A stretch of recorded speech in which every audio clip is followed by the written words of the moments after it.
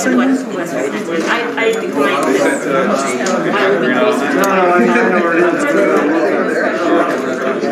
Where are we saying? That's the big, that big battery thing? No, close. I know.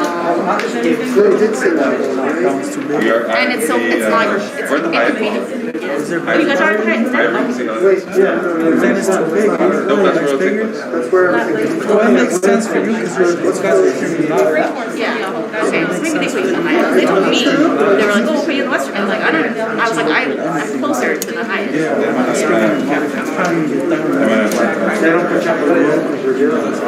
No, they offered, but I don't want to. The western last time was like, What do you mean it doesn't shut off? like it was really pretty on the outside. Yeah, like when you keep it open and shit. My room was nice. Yours is a 60 zoom. This is like more than a foot barefoot in the room without just like both of your feet turning completely to the camera. It was so I had to get them to come in and replay it. If I keep it open for a couple of minutes without filming, it'll shut I don't want my feet to get hurt. I don't know. I don't let that bother me. You start thinking of that. No, it was I know. My rooms usually end up. You know, if I did that story for Dateline, This was just HD. It's not the newest freaks you camera. out for the first like 9 weeks, and then you're like, oh, I guess that's. yeah, no, I don't really care. I don't care about most stuff, but this was like beyond. It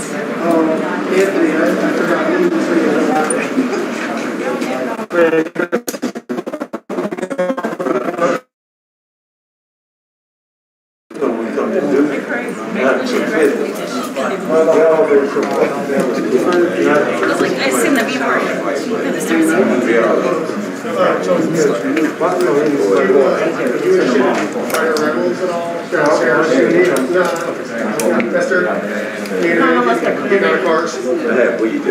Gervonta's coming last. I mean, if he comes in something, but I doubt he's. We got his arrival last. But it's not his city. So what's holding up in the suburban? You know, like. Yeah. It's not like it's not his city, so it's not gonna be his car. It's not like when Connor goes to. This is from. I don't know. I got it from the fight on Saturday night, and I think I accidentally rubbed up against the Velcro or something. You know, like the rough side of the Velcro of the ring. I was like, got back to my room, and then I was showered. You know, I was like, oh, I'm gonna just close my shower. I showered. My arms were burning, and then I looked down and like it was just welts all the way down my arm, and I was like. It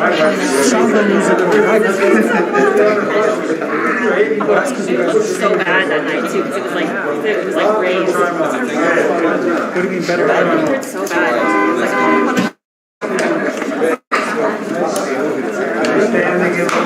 that's always how I find out. Right when you shower. Like when I get my hair. I have one fiber that's so small. Can't see it.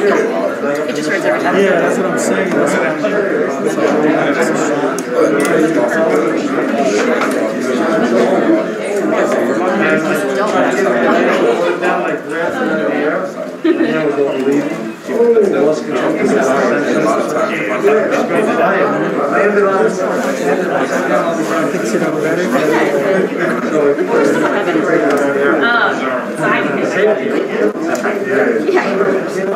I mean, that's why I have it. I also have, for a while, I had like, super thick wallet, lots of stuff, and I was told that if you get it in my back pocket, it's bad.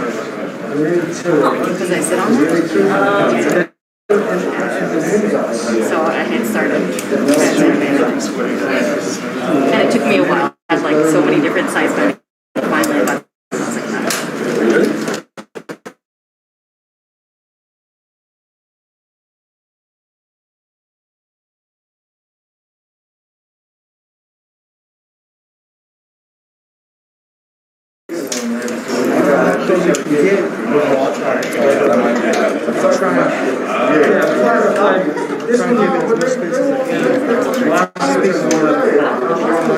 Actually, honestly, it has like a kind of a shirt. Feels like a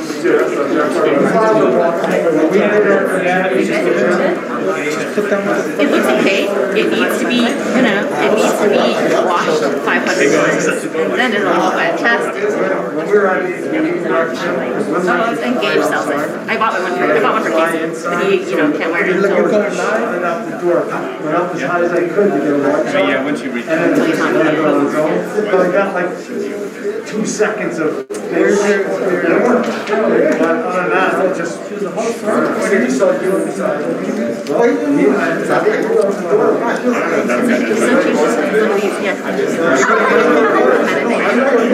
Yeah, they're too bright. Yeah, it's like you need to. It's fine, but it needs to be watered. Also, modern techniques are too good. They're too like they last too long. And then you get to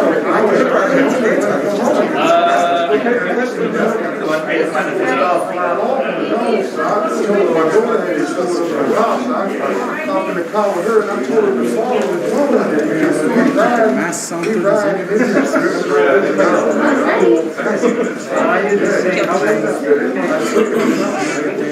this is the shoes I wear when I think I'm going to get my feet stepped on. Once it went up, I see where I was. Floors are disgusting.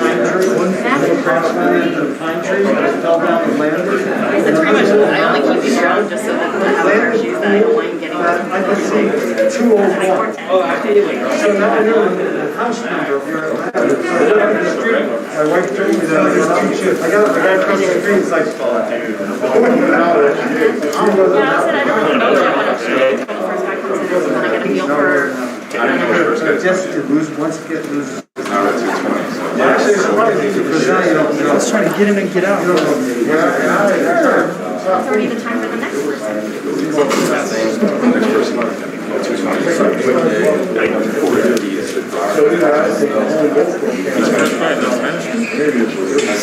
Garcia, something. I know nothing about it. I've never seen it. And everyone forgets that this is LA.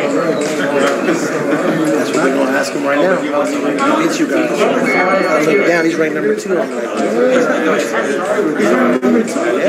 Yeah, but so 2 miles away. I know.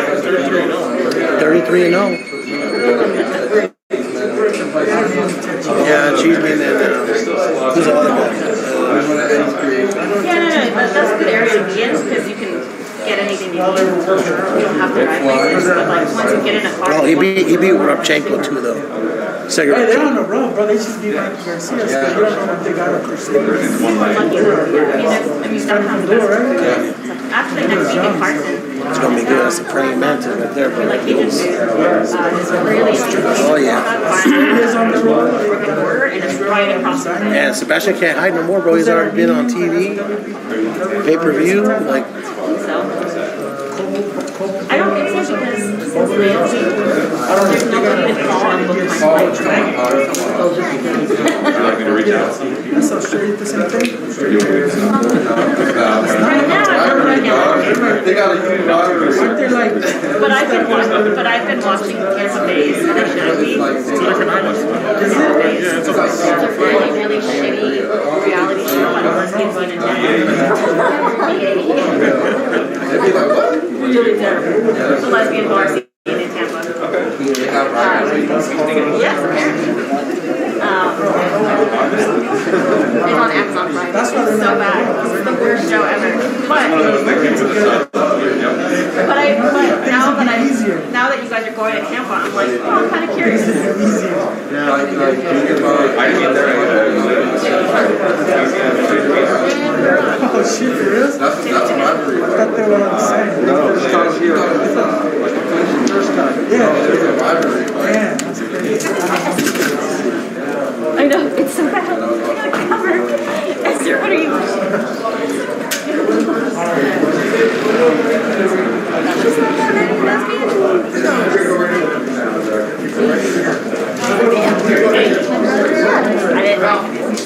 I didn't watch it. What are you doing tonight?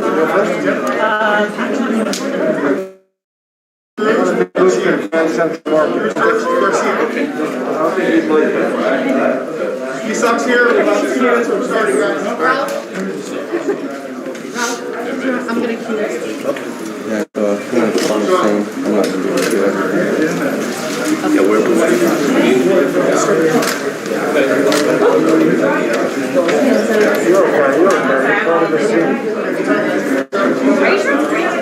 I'm gonna see. It's kind of cold. Oh, you can go higher. What pounds you got? I'm at 40 pounds. Oh, 45 maybe? That makes more sense, yes. Because these lights are not true daylight. What does that say?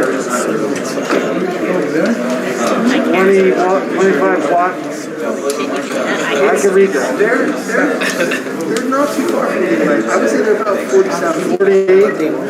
Let these guys Say work out 48. first. Look, I got a better way. Stay with me. Yeah.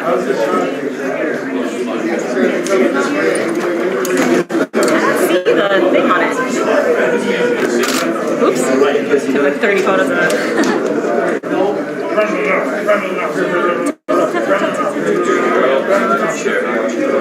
20 watt, 430 watt. On the other side.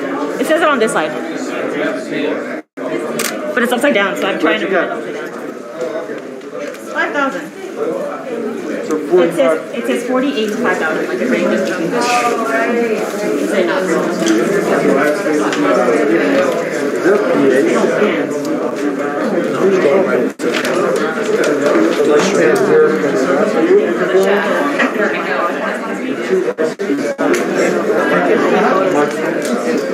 My Spanish is good. His Spanish is perfect. His Spanish is wow.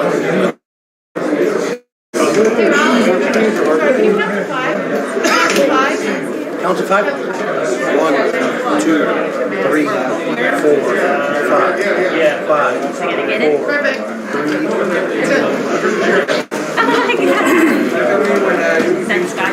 He's gonna wrap one in. Bring the bag to wrap the hands. We'll get a chair. Yeah. Let me see a chair. Thank you.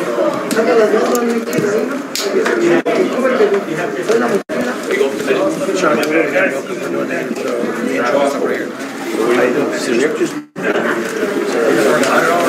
gonna wrap his hands. Here, sit up. Chuck. Hands. Hey guys, come in. Come in. Thank you. Dad, you sit on the stool to wrap the hands.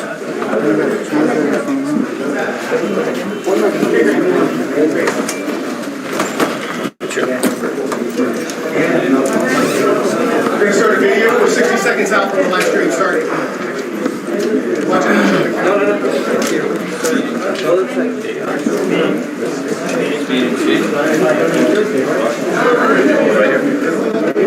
Right here. Go in.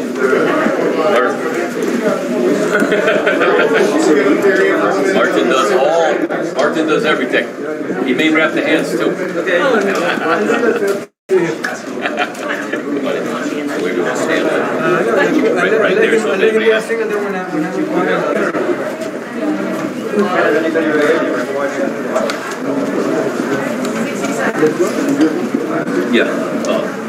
He's gonna wrap the hands and the pads, put them one round or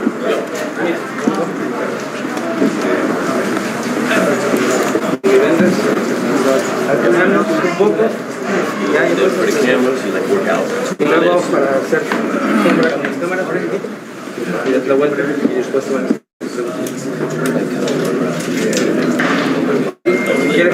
¿Haces un round?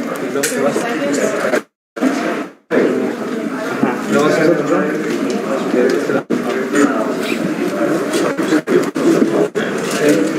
Y si te frenas casi con todos para que una pregunta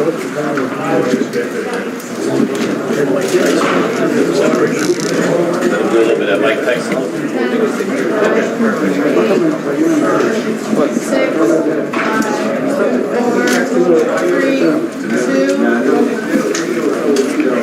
What's up, everybody? My name is Ramlin Ravelis, and we are live here at the iconic Wild Card Boxing Club in Hollywood, California. This is the official media workout for the WBA Lightweight Championship of the World, brought to you by Showtime Pay-Per-View, Mayweather Promotions, GTD Promotions, and TGB Promotions. It all goes down Sunday, December 5th at the Staples Center in Los Angeles, California. Tickets are on sale right now at access.com, xs.com. Right now, get a special Sunday edition of Showtime every 8 p.m. Eastern, 5 p.m. Pacific. Get your football fix in, and right after the late game, tune on for Showtime pay-per-view. Right now, we have a special already inside the ring warming up. It's going to be the main event challenger, so to speak. He's Isaac Cruz. He's going to be taking on Gervonta Davis against the WBA Lightweight Championship of the world. Now, 22 victories, 1 defeat, 1 bout even, 15 of those victories by knockout. He is from Mexico City. He is fast. He is a come-forward fighter, and he's here to take on Tank Davis and trying to dethrone him. Right now, he's getting wrapped up right now. We will be joining him, interviewing him as well, interviewing Tank. We got a lot of interviews here. Garcia will be taking on Sebastian Fundora. We've got both of those guys here to work out and interview as well. We got a lot, so stick around. We're going to step out here and watch these guys as they wrap the hands of Isaac Cruz. Watch them work out, and we will join them. We've got Leonard Ellaby, the CEO of Mayweather Promotions, here to interview as well. Again, this is the open media workout for Tank versus Pitbull.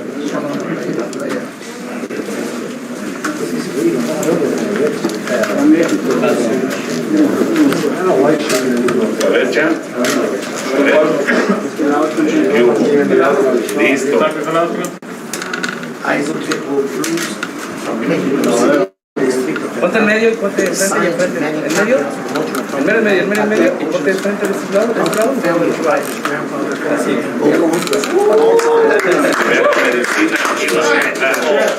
Ahora del otro lado. Muscles. That back, you look like he's little Schwarzenegger, baby. A los de la esquina. Eso. Eso muy bueno. Yeah, ready. Si quieres puedes hacer un poquito de sombra. I stopped in the former title challenge. Enséñales la frase. In the first round.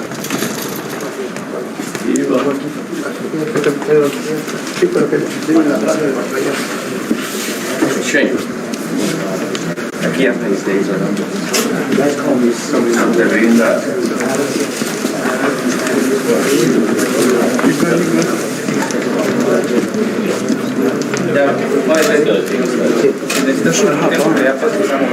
You should hop on. Yeah, right now. Because that would make it easier for me not to be in your way.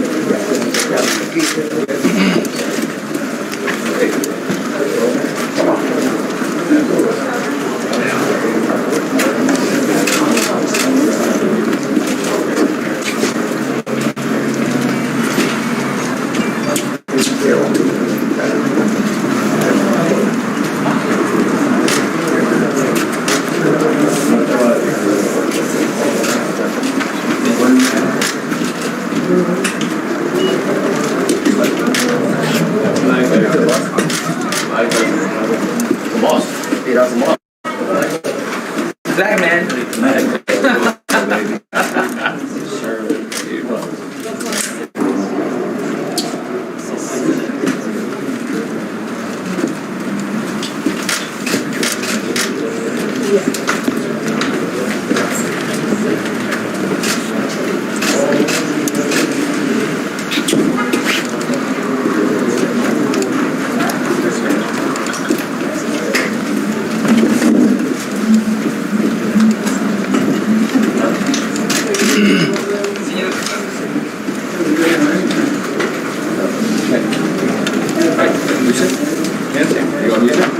¿Quieres música?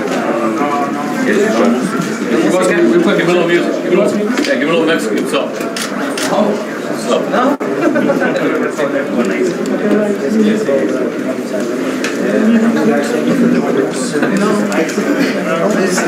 Nadie quiere. ¿Quieres?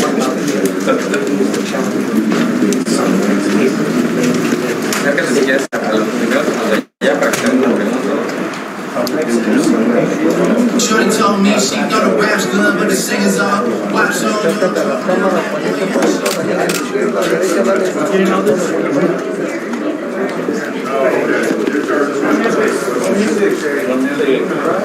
Keep it low.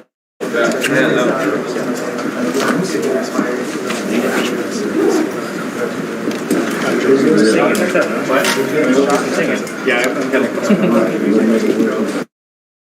piensas que va a ser un knockout? Ahí, detente y acércate. Cuando lees la pelea de la semana pasada que hubo una sorpresa, ¿qué piensas? Yo vengo preparado para hacer la postura, vengo por eso preparado Aquí en Los Ángeles, toda la prensa es algo nuevo para hacer. ¿Cómo se siente con la yo vengo a hacer mi trabajo, ya realizado. La afición mexicana aquí es bien grande y estamos contigo.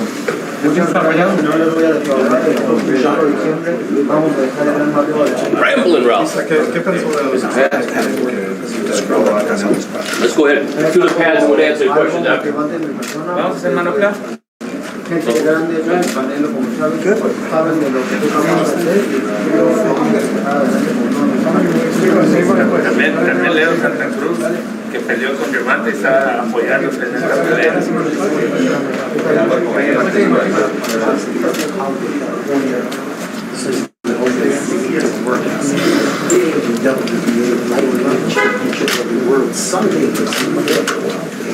Sunday edition of Showdown. Chapter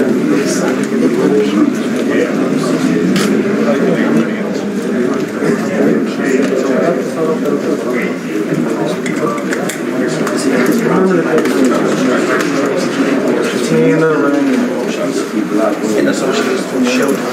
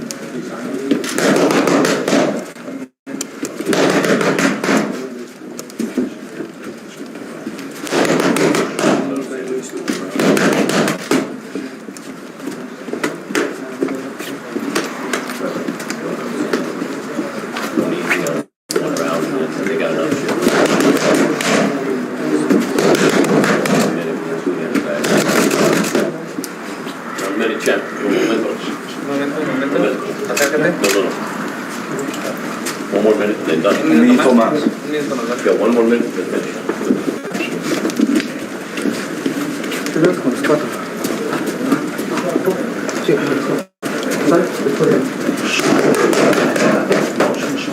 very happy.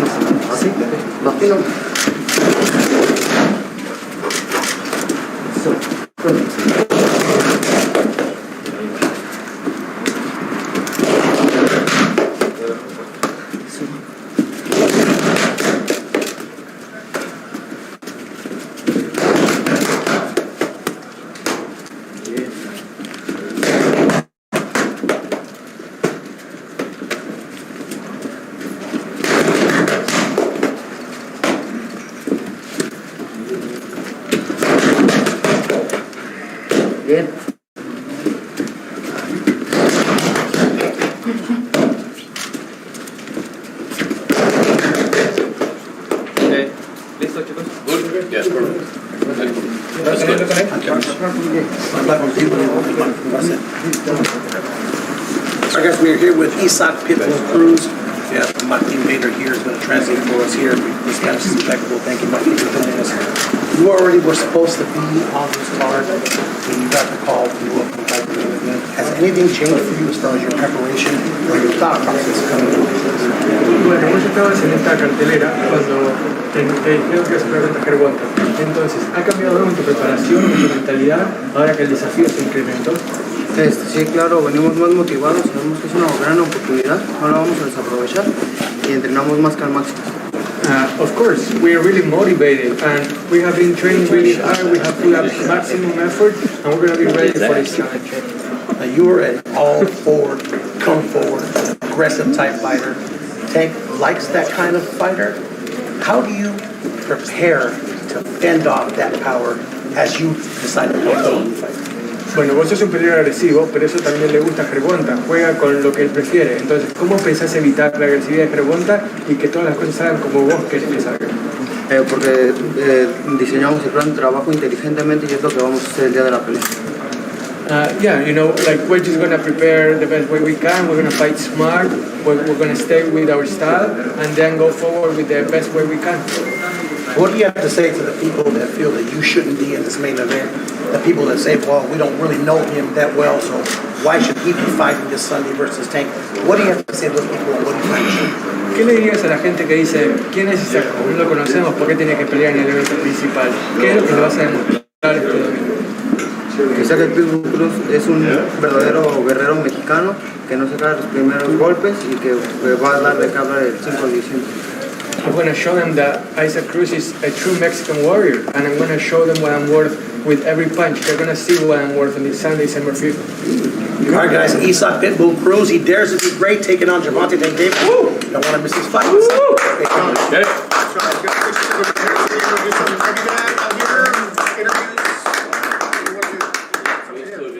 Okay, bring him out and we'll Hey, Luke.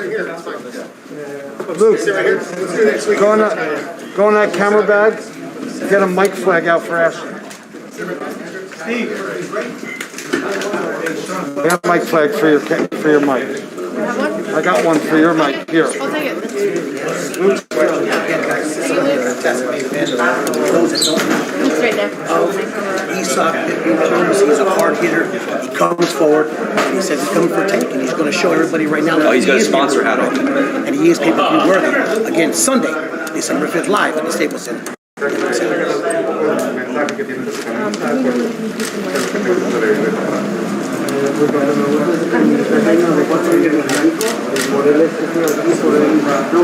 Ralph, can I have your mic real quick?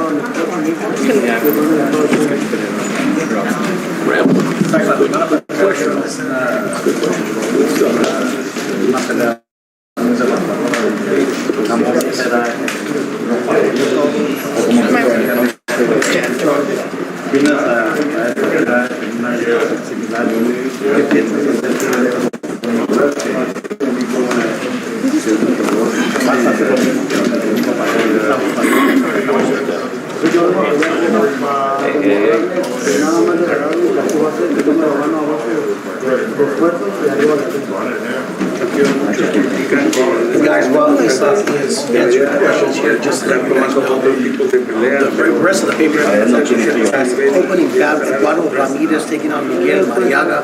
That's an exciting fight. Sergey Derevyanchenko taking on Carlos Adames. I can't wait for that fight against the main event. We're talking to both of those fighters here. In just a few minutes. El Nino, Sergio Garcia takes on Sebastian Fundora, Tower Inferno. That's going to be a fantastic co-main event. Again, pay-per-view from top to bottom, bottom to top, however you want to look at it.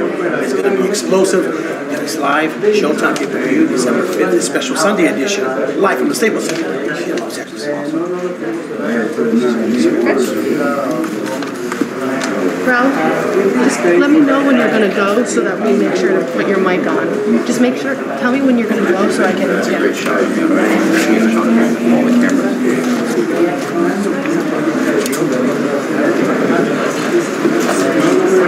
Media day here up at World Park. Sir B. Major upset coming.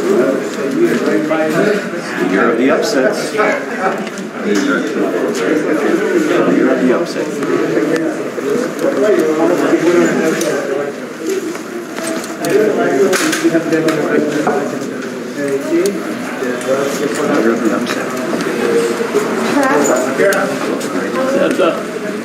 What time is this? Garcia's he's going to wrap. And then as soon as he's done wrapping, bring him in and escort Cruz out. And then Garcia wrap.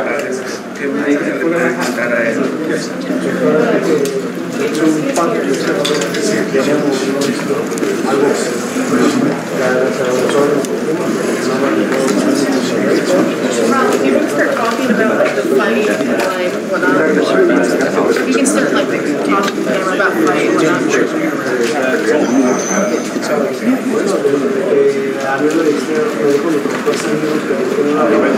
All right, guys, we're back here around Villas again, joining you from the iconic Wild Card Boxing Club here in Hollywood, California. Again, just to reiterate, we're glad you're with us. Here's the open media workout showtime. Right now, we got Isaac Cruz. A lot of media are interested in this guy. This guy hits hard. You see what happened in the Magdalena fight, knockout in the first round. He is ready to take on Gervonta Davis. We can't wait till Sunday to see what's going on. Gervonta Davis, again, knockout king right now in boxing. A very, very high knockout percentage. We'll see what happens. It's going to be exciting. You don't want to miss it. We're going to go down just real quick and talk about the rest of the pay-per-view. Again, I just want to reiterate again, Robert Ramirez will be taking on Miguel Mariaga. That's going to be an exciting fight. That'll open up the pay-per-view. Sergey Nedelichenko takes on Carlos Adames. That's going to be an exciting fight. Both those guys are and again, we're very interested in the main event. Sebastian, the tower from Fundora.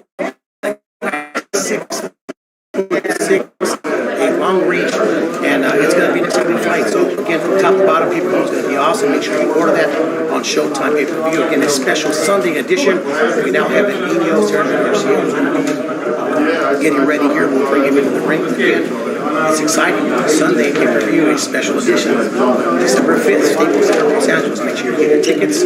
Access.com. If you cannot join us at the Staples Center, make sure you're live on Showtime pay-per-view.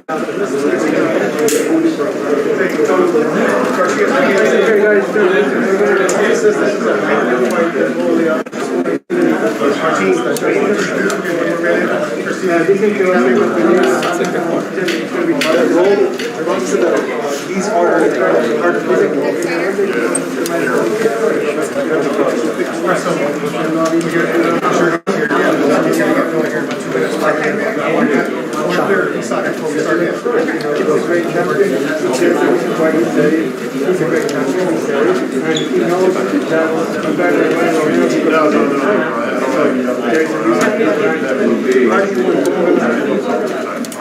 Okay, guys, I'm here with Sean Davis, Panic Packet Emotions.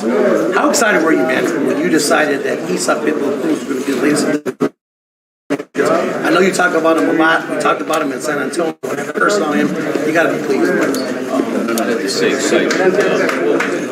This is something we dream about. This is great about. This is what Isaac's done since he's 4 years old.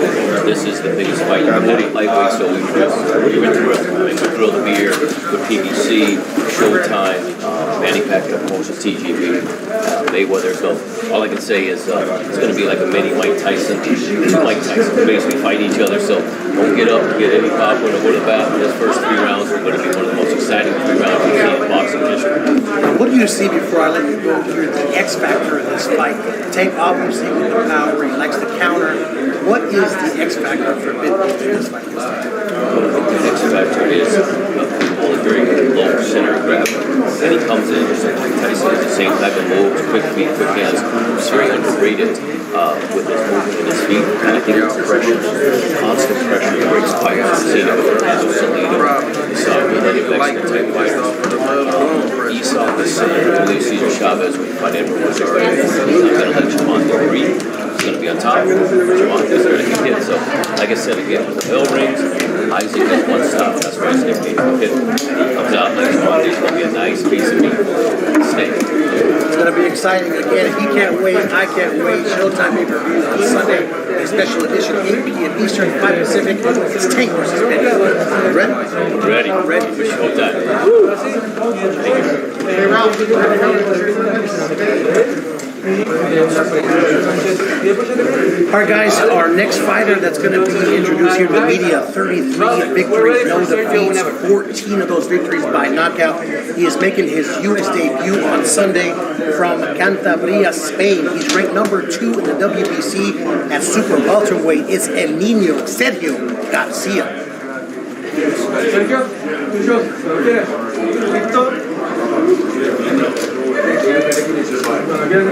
Sí, Víctor, ¿dónde está? Sube las manoplas. Sí. Ponme manoplas.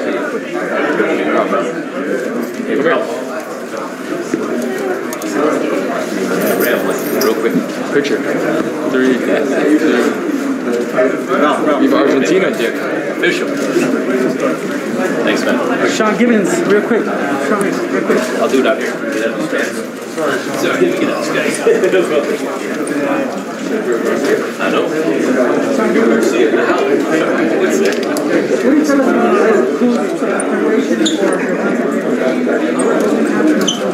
Until Isaac Cruz was actually preparing to fight Gervonta Davis. He fought hard against that funny thing he said he was fighting against Gervonta. Still know. It's kind of a weird situation, but he was preparing for Davis. So this is surprising. This is about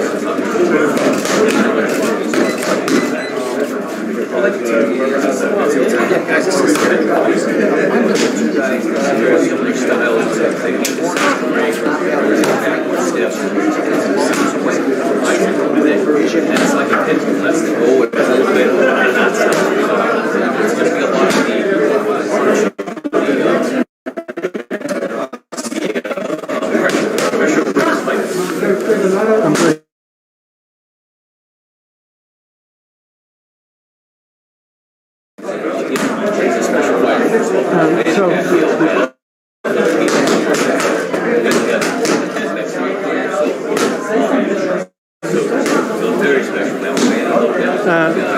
So basically, I have to do a couple of Cruz interviews at 3:15.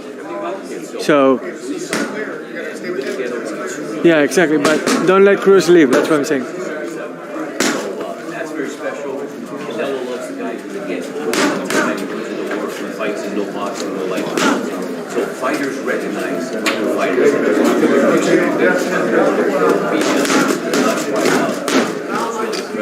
I love Ryan Martin, Ryan Garcia. Ryan has a lot of issues. This kid, he trains like it's going out of style. No, it wasn't. I attempted it. Gervonta Davis by far with his ability to speed. So we're fighting this next Sunday. People realize why Isaac Cruz is this fight. He beats Gervonta Davis just like him. We'll decide after the fight. We'll take a look at how Davis and PBC behind us, Manny Pacquiao. Sunday night, see what happens.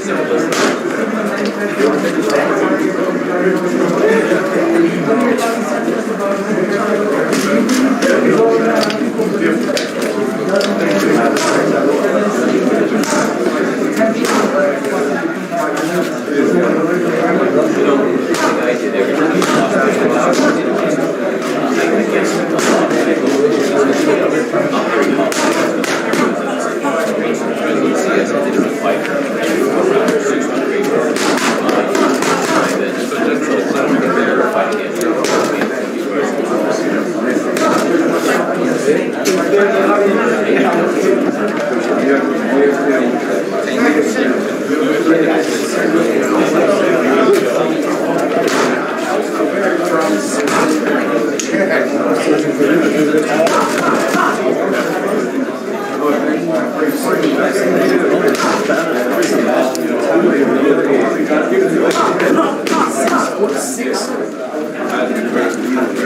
minutos.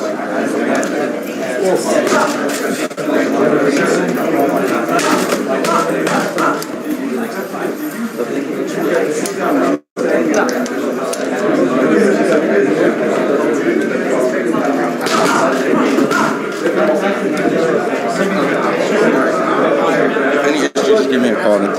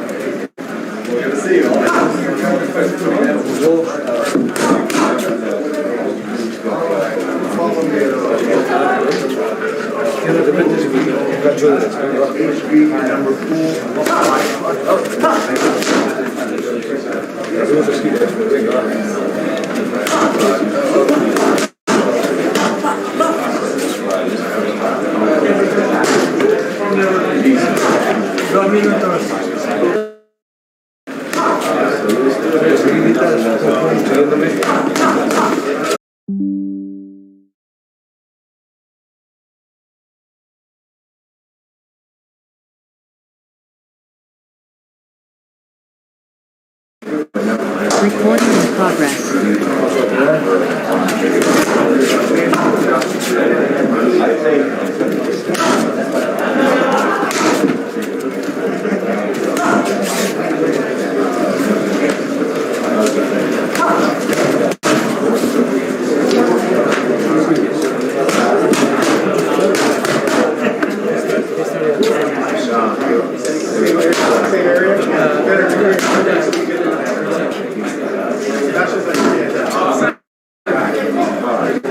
Un minuto.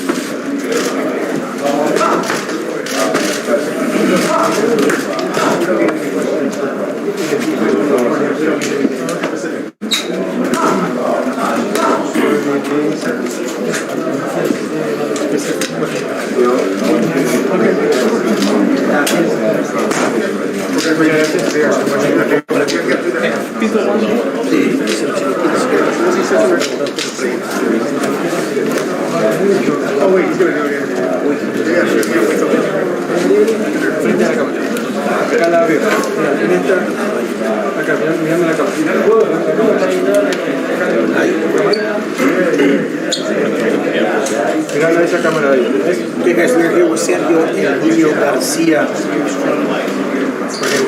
Martin Bader as well to translate. Sergio, when you got the call to fight on a pay-per-view of this magnitude, the second biggest market in the United States without having to fight here ever, without fighting here ever, how did you feel about it?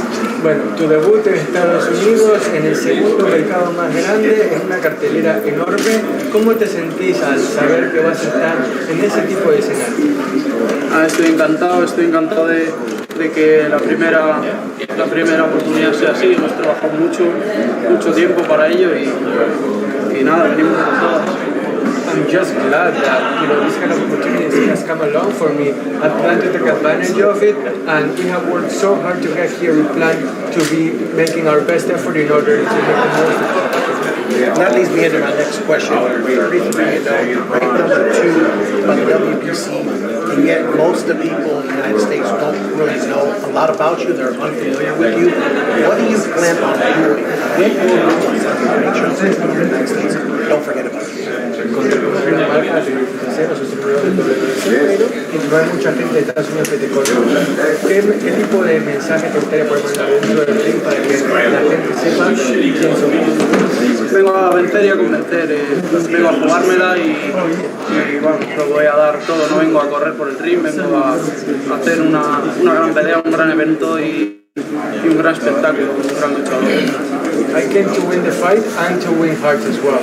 I'm not going to be running inside the ring. I'm going to stand up strong, I'm going to be aggressive, and I'm going to show people that I'm for real and that they can count on me for many more fights.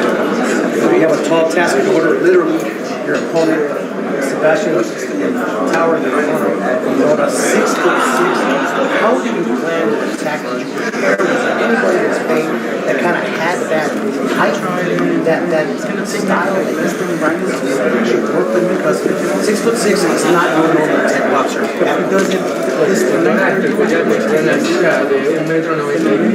¿Hay alguien en España que se parezca, que haya podido inventar y digas es algo similar o con un desafío que jamás has tenido y es algo para lo que tienes que enfrentar sin saber exactamente lo que vas a ver? Sí, la verdad que es un ser raro, no es muy común en nuestro peso, ¿no?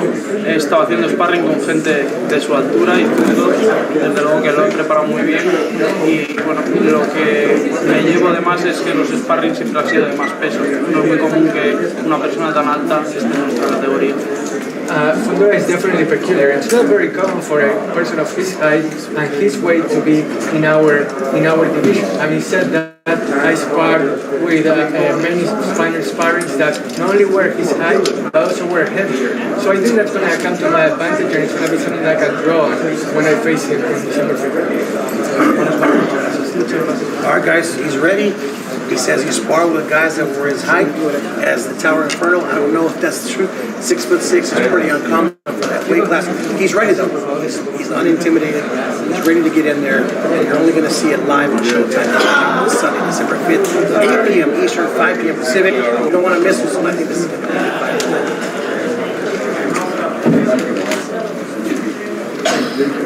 And roll.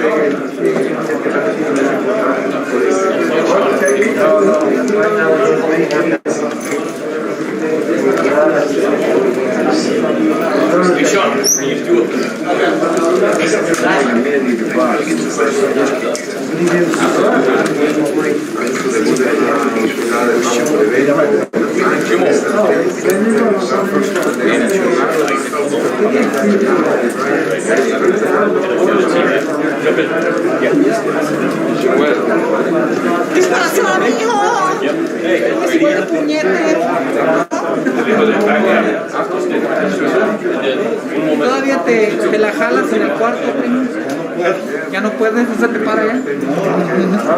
All right, guys, we're back up here in the ring. Hey! Here live at Boxing Club in Hollywood. Just Sergio and Nino Garcia. A tall task in front of us. We're going to take on Sebastian Tower Inferno. We have a very, very, very special mission card. It has been. We've got Eduardo Ramirez and Miguel Mariaga opening up the pay-per-view. Sergey Derevchenko. And the main event we just talked about here. Sebastian Tower Inferno. Huge, 6'6", taking on someone who's never fought in the United States. It's going to be a tough task for him. I think he can do it, and it's going to be a really good fight again. tickets are on sale at axs.com, axs.com. Center Los Angeles. If you can't run there, make sure you join us live on Showtime pay-per-view, 8 p.m. Eastern, 5 p.m. Pacific time. Round robin right here. We've got still Gervonta Davis to come and the Tower Inferno workout still. Don't go anywhere. Again, live open media workout for Showtime pay-per-view, the special Sunday edition, 8 p.m. Eastern, 3 p.m. Pacific.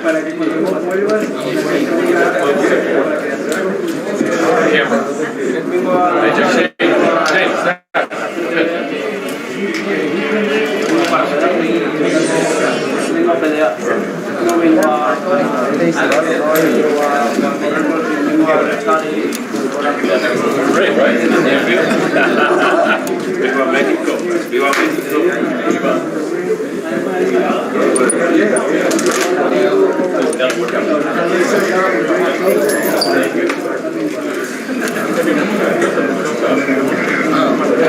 Woody's always doing that shit.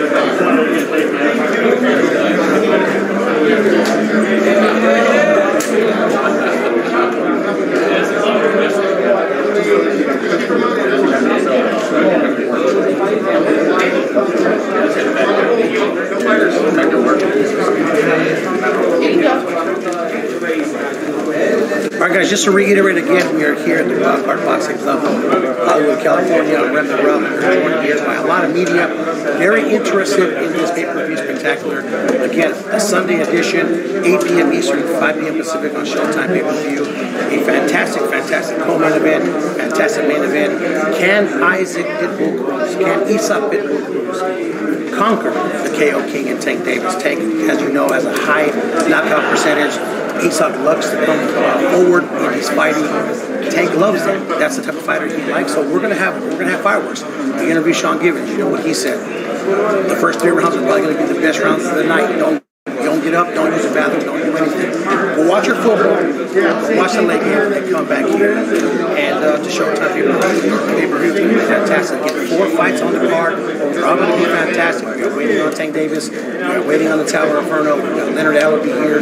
Mayweather Promotions that we're going to bring in interview as well. He's excited about the card. And again, so should you. Every fight on the pay-per-view is pay-per-view worthy, and it's going to be exciting. Again, tickets available at Staples Center and access.com, axs.com. If you can't make it down here in LA, which you really should, if you can't though, Showtime pay-per-view, it's going to be on. You get it on your mobile phone, get it on the computer, you get it on your local cable provider. 8 p.m. Eastern, 5 p.m. Pacific, Sunday, get the barbecue going, get the football going, and enjoy Tank Davis versus Isaac Cruz. Again, we're at the Wild Card Boxing Club in Hollywood.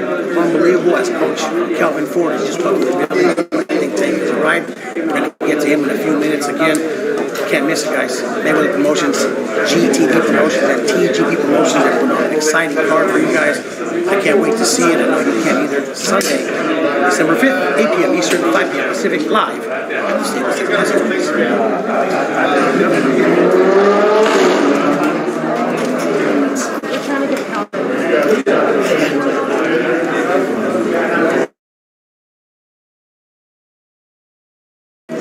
Throw my shoes on. Perfect. The light bulb's on. That's why I wear this. You guys can just lift your shirts up everywhere. Nice shoes though. Those are neat. Yeah, they look like they got that little relaxed feel to it. Can't wear them on your job.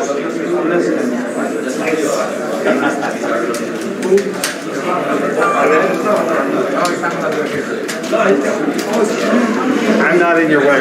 Shots.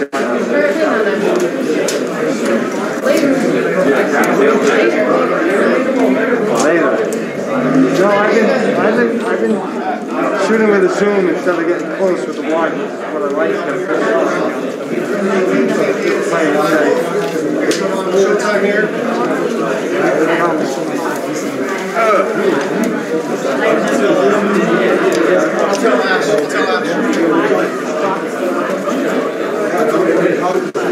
Okay, so I'm here with Coach Kelvin Ford. Kelvin, you and I have done many rings already on these pay-per-views. It keeps getting bigger and bigger and bigger. There's big media, there's big fans, there's big ticket sales. And the maturity is, again, I keep bringing this up every time we get together, but this keeps getting more and more taken out as a child. They just brought it to the club. ¿Conoces al putito este también? Making the transition. Mi camisa hace 10 años en vuelta porque y todavía te queda todavía. Qué rollo que te habías desaparecido, te quedas en el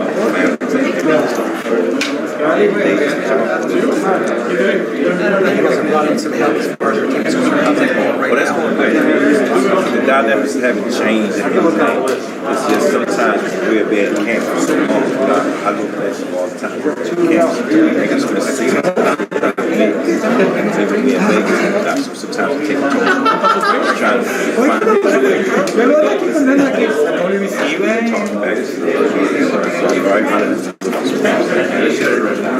making that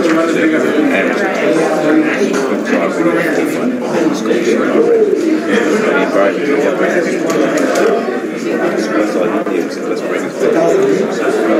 Making that way better. Like we had last season. Changing the code, I guess that's prepare for something that takes action.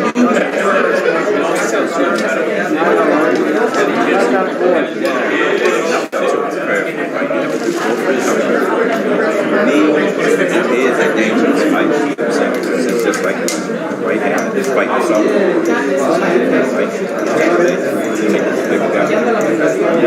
I find it funny that they gave us this opponent that they say, oh, I know he's fighting. I look at it. It's a different type of opponent because nobody's Now, I do have to tell you something. Because the right teams can come to Las Vegas. Some fighters come out to Las Vegas first, and they can't handle it. They can't handle it. They can't handle it.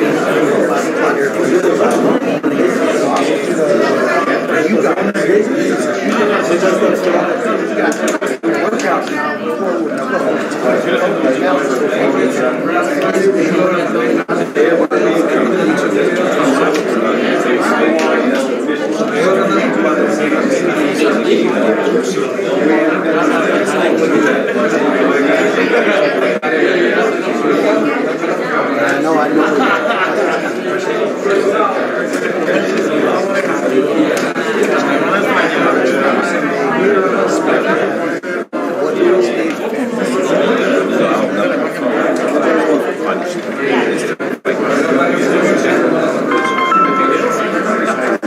straight action.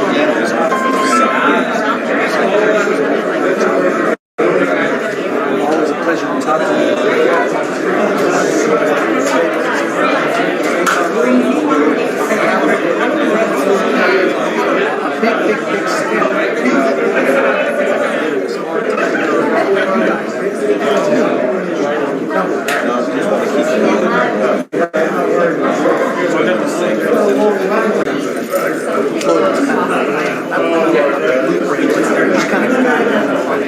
Big step.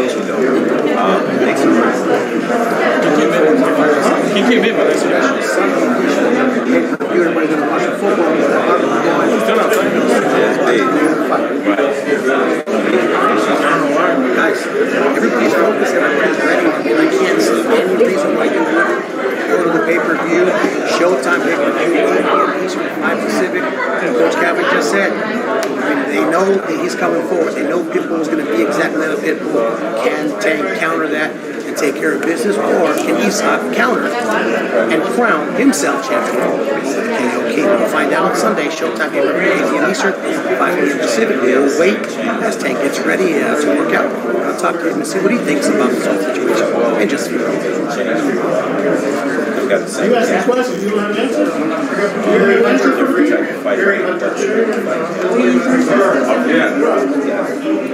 Question, you don't have answers?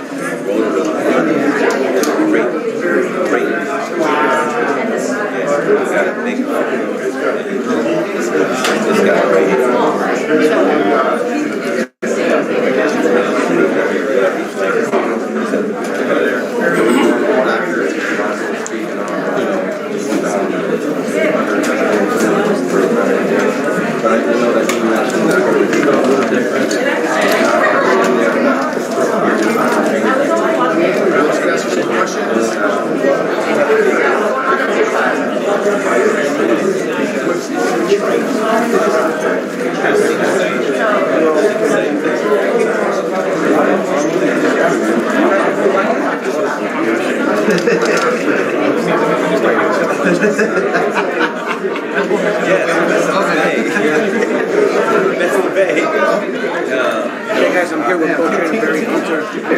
First time out today.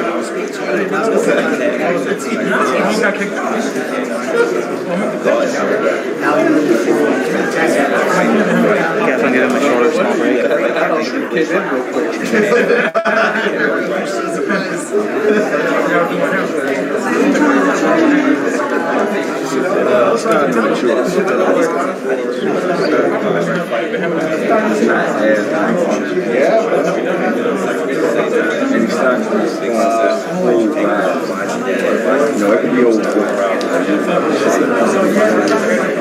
all the way up and fighting on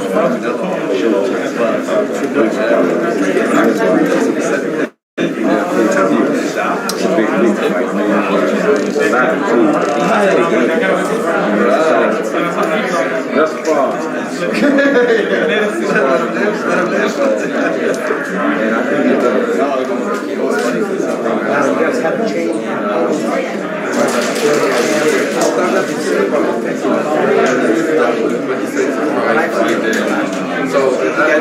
think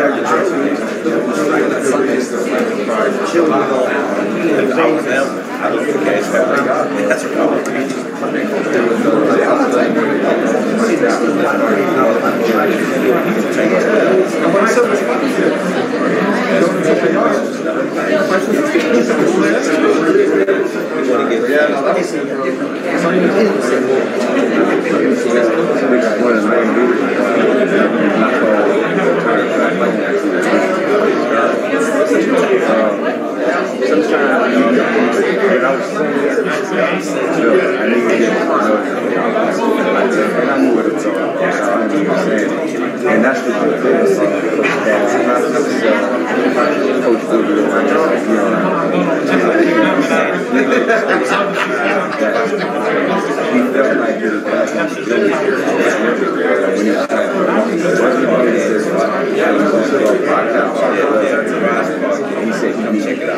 and I can see it's not all music faces and me mugs, down to the smack.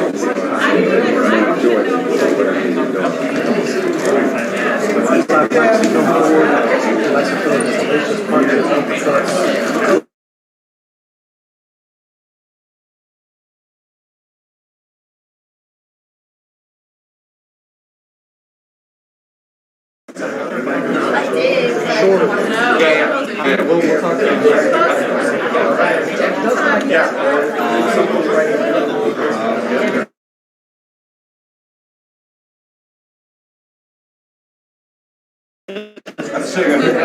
talk I had personally seen him as far as the position, like that sister, that's shorter than him. And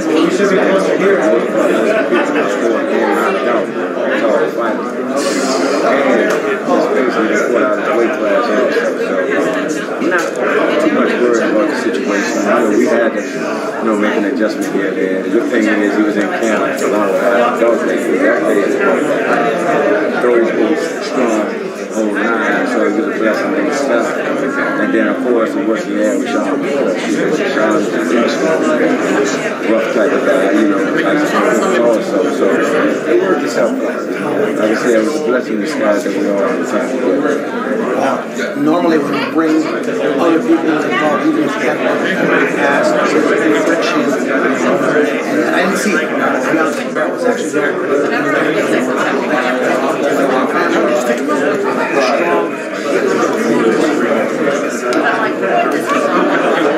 I appreciate the love. Thank you.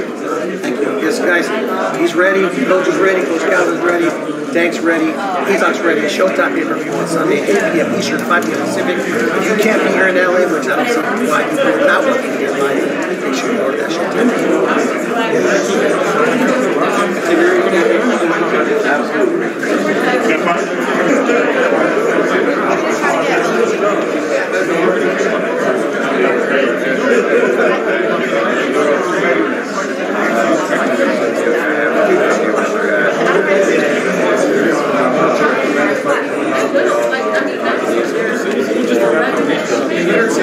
We're on a hold, but it's coming up.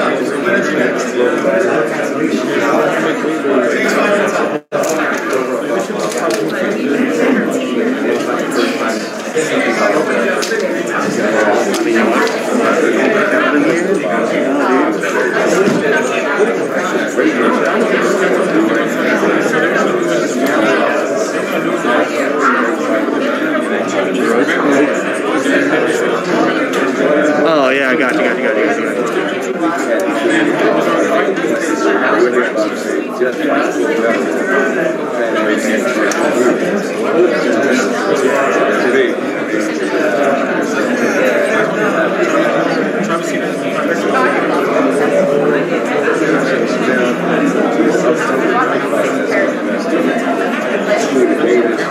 And then we were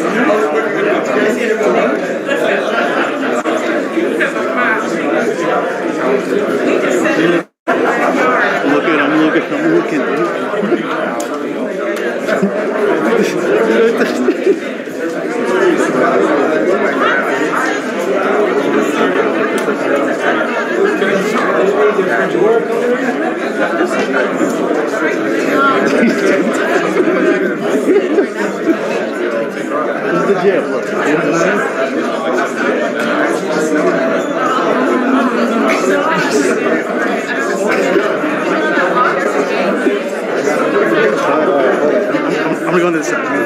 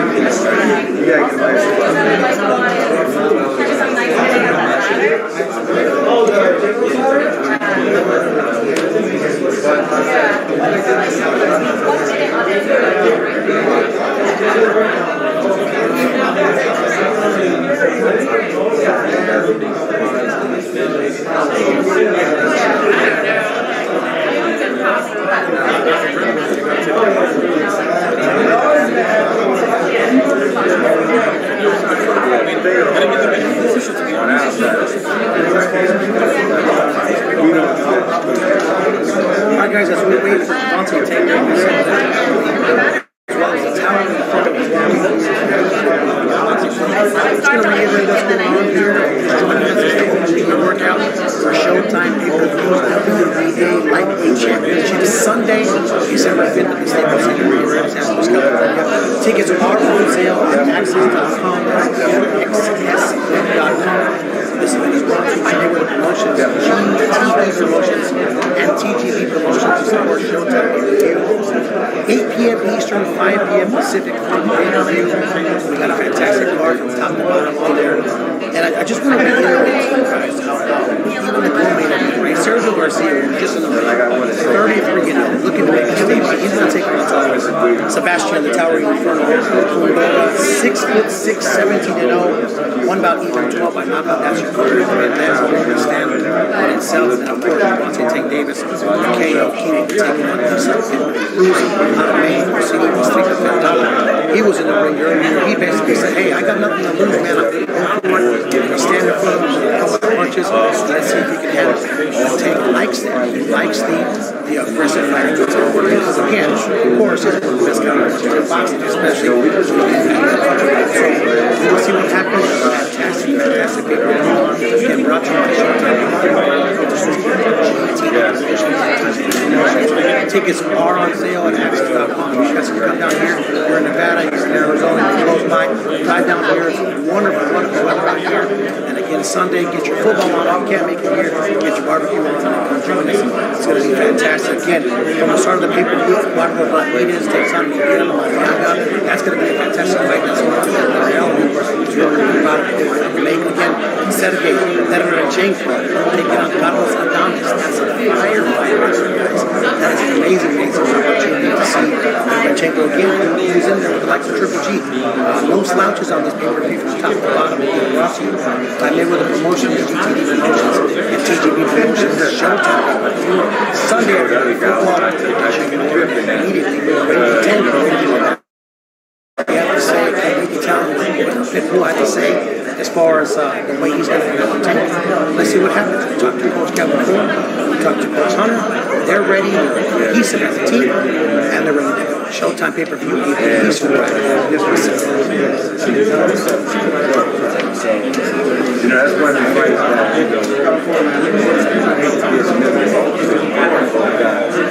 but nevertheless, that history is what it is. I just hope that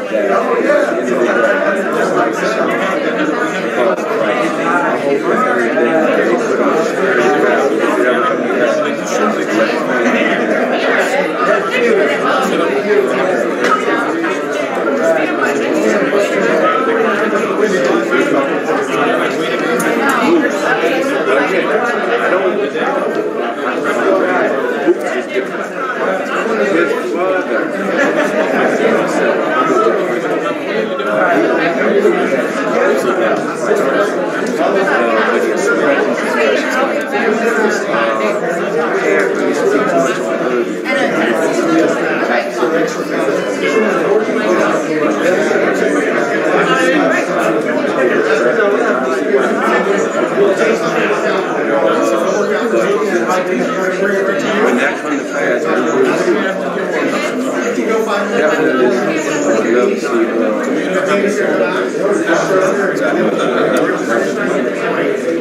I appreciate the time.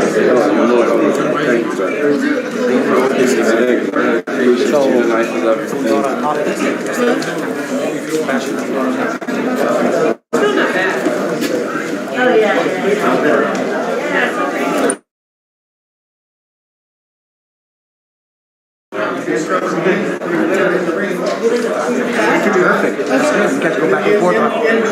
Yeah, you guys should show the scrum. We can talk over here.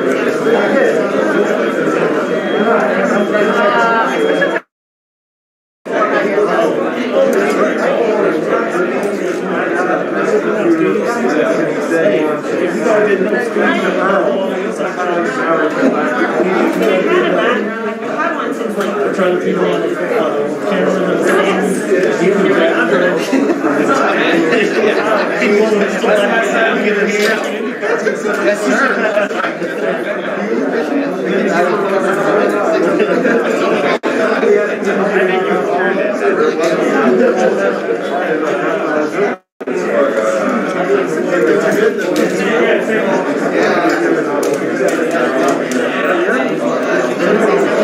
do it on camera. I can just do it right here on camera. Wait, on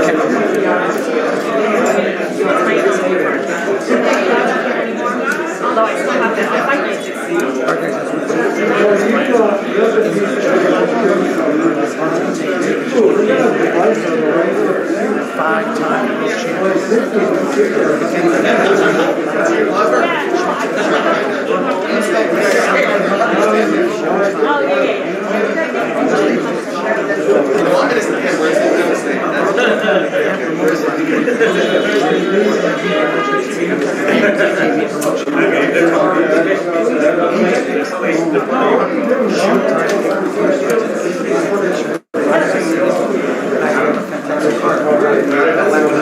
just some facts.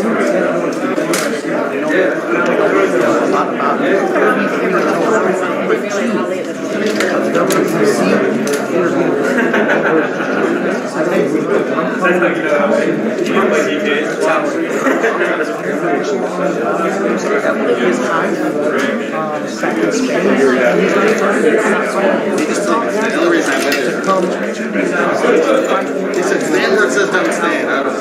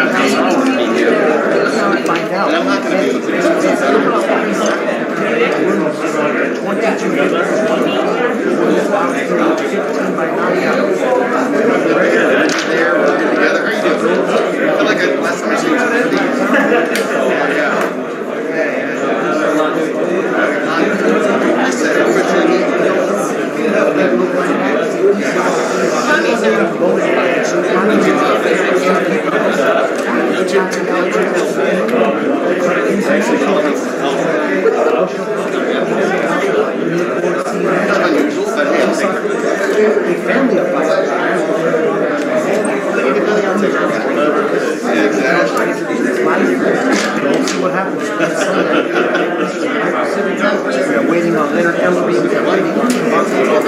Enter. No. Let's do an interview.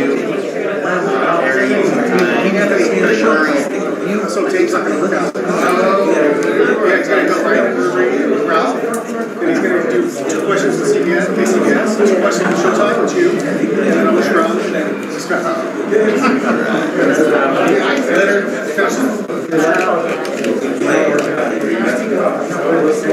Two questions for Ralph. And Ralph is going to go over some kind of margarita next.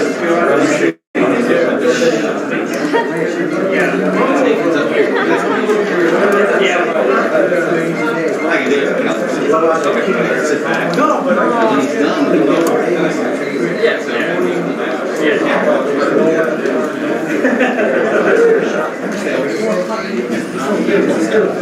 There's nothing in pigment.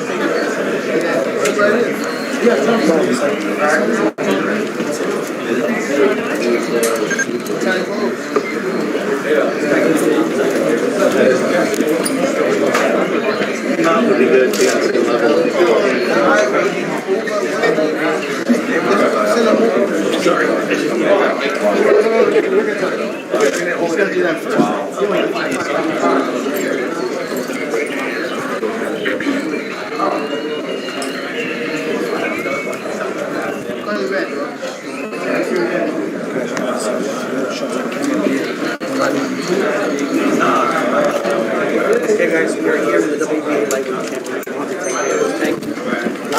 happened since your last and for the last time, even from that point, give me the cable.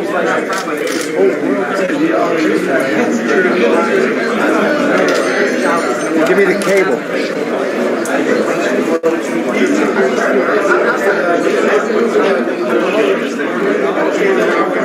How you think, Haney?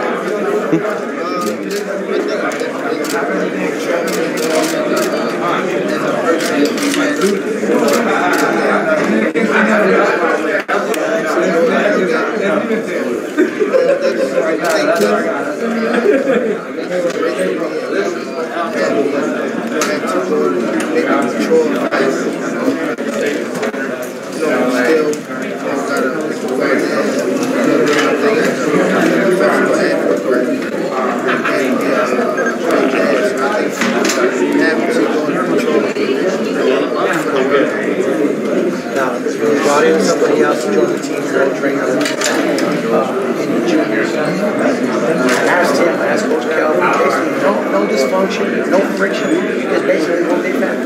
Yeah, true. Everybody get on my own not like,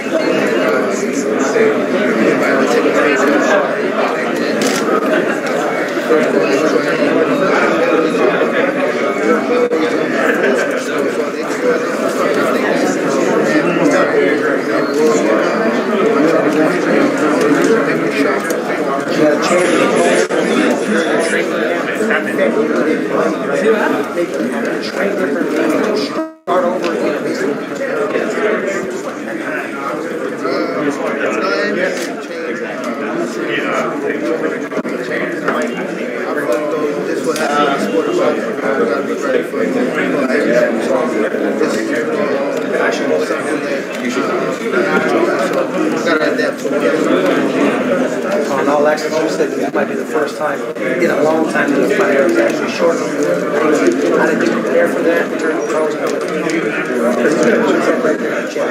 It's coming at you.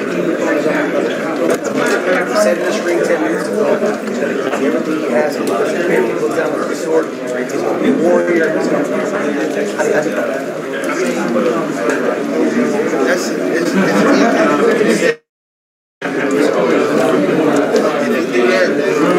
get the box fans and go outside and fight.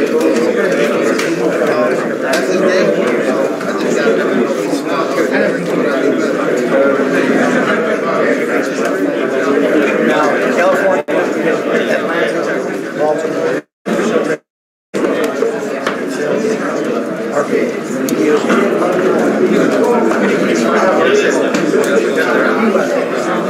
during the first couple of years, now, we're kind of letting it alone.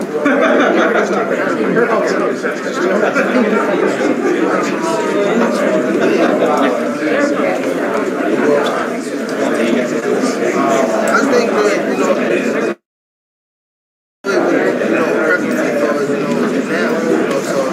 basically like having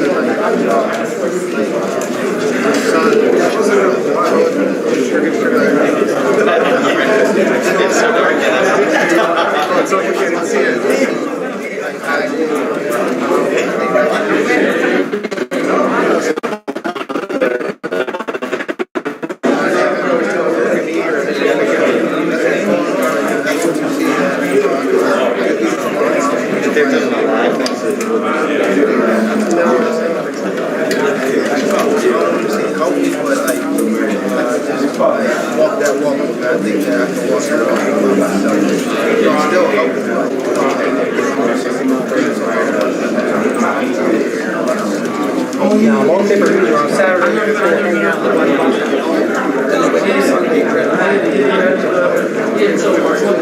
That was a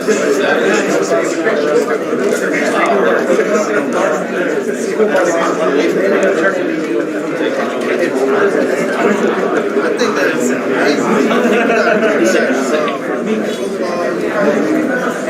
amazing.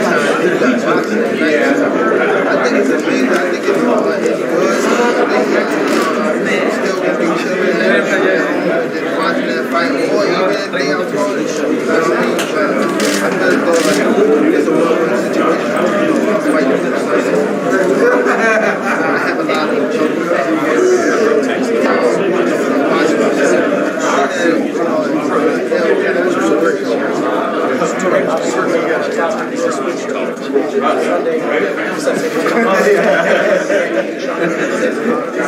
got a lot for you. What do you say?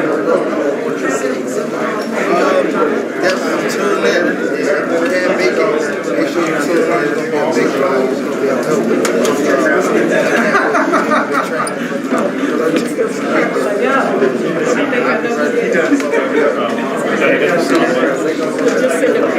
Yeah, guys, he's ready. Go ahead and make your way down to the scrum there this way for the media. Guys, he's ready.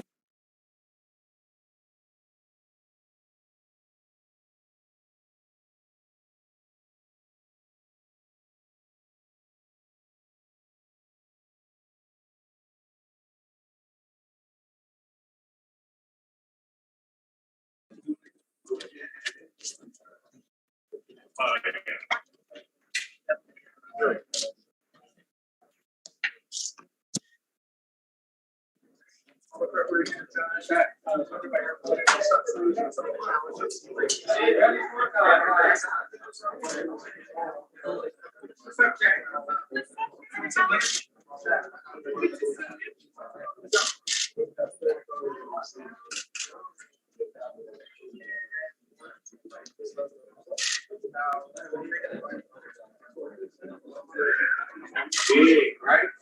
Big. It just goes to show you. I can say that you're gonna never family down. Any family. You should be supporting the family. You know, they put up that cancellation. Whatever they got going on, stay ready.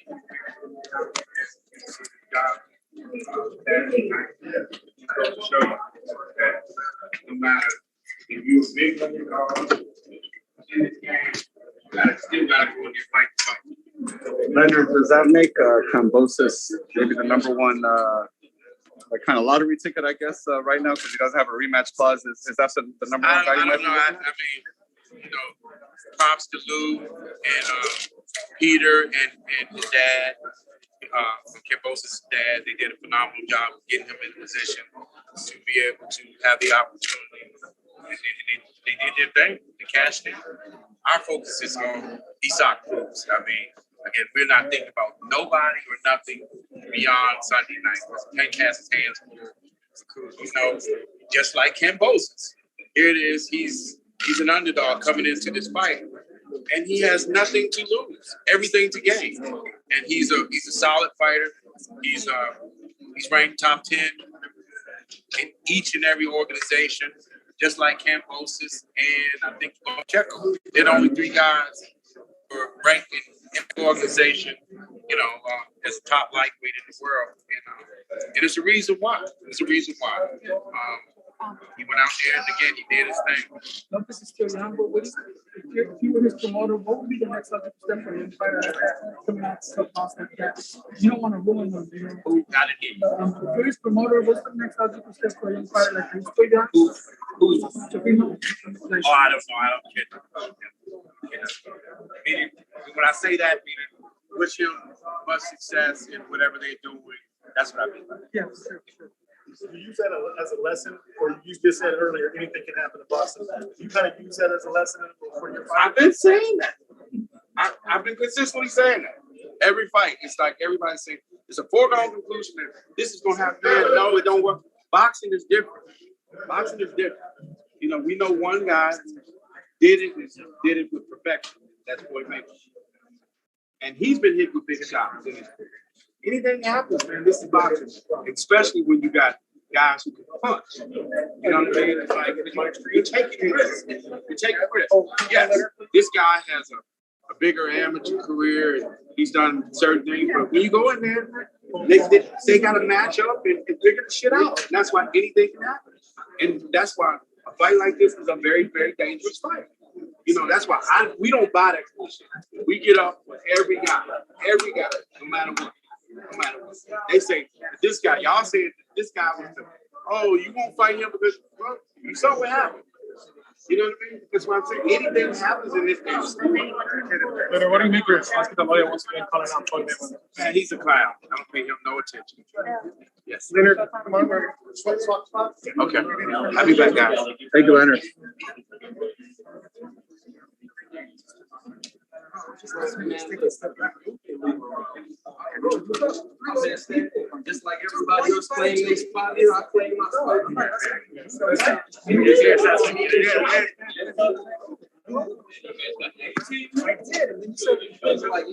Just like when I'm behind, you gotta find the space to get in where you can. All right, but why you gonna say 20 minutes? Are you squatting? No, I know, but I just don't want you to. Yeah, yeah. Oh, okay. I just can't. Can I put this in? Yeah. Okay.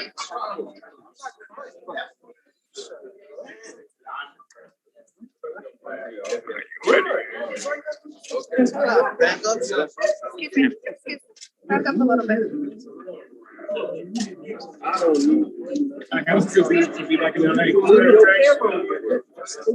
Guys, all right, let's keep the questions interesting. Don't ask the same questions more than once. Listen to all the questions everyone's asking. Let's try to keep it fun, okay? If you guys ask the same questions twice, I'll move on to the next person.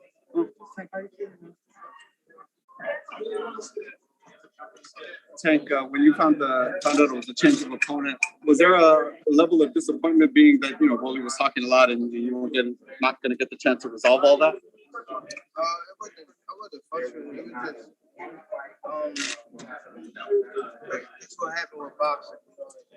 Nothing ain't promised to you and your opponent.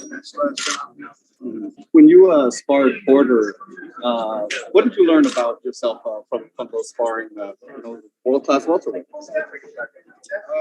I didn't really learn nothing about myself. I know that, I'm a good boxer.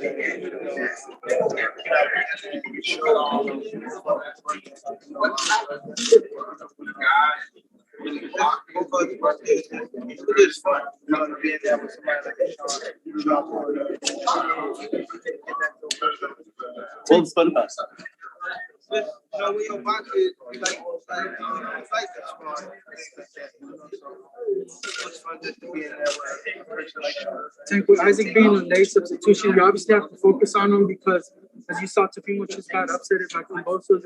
Is your mind any more like, okay, I have to really focus on this guy, although you are, but seeing what happened with Teofimo, I always focus on my opponent. I've never brought there and looking. Well, you don't have it for the knockout. So, I think I'm always focused with any opponent. Somebody that, overlook any guy.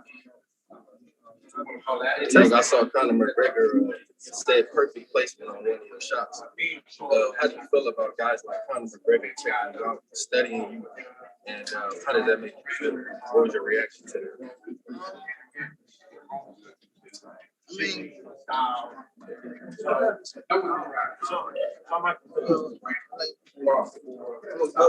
not trying to be cocky. See that never, a guy like that.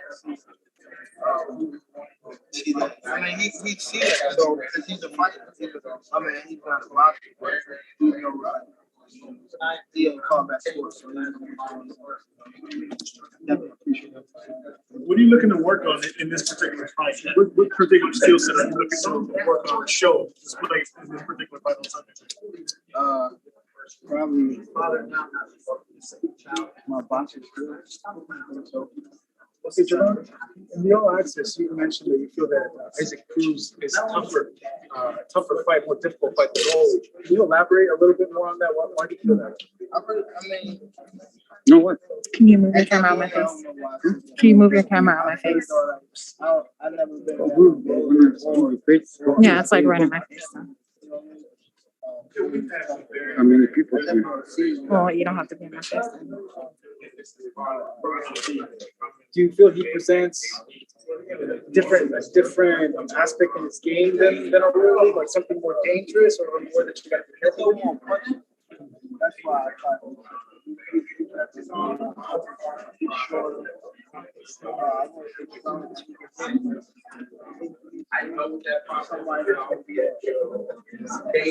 Fighting somebody shorter than you, how different is it? How odd is that? How you kind of prepared for that? I was fighting different guys. I fought a lot of Even when I was abroad,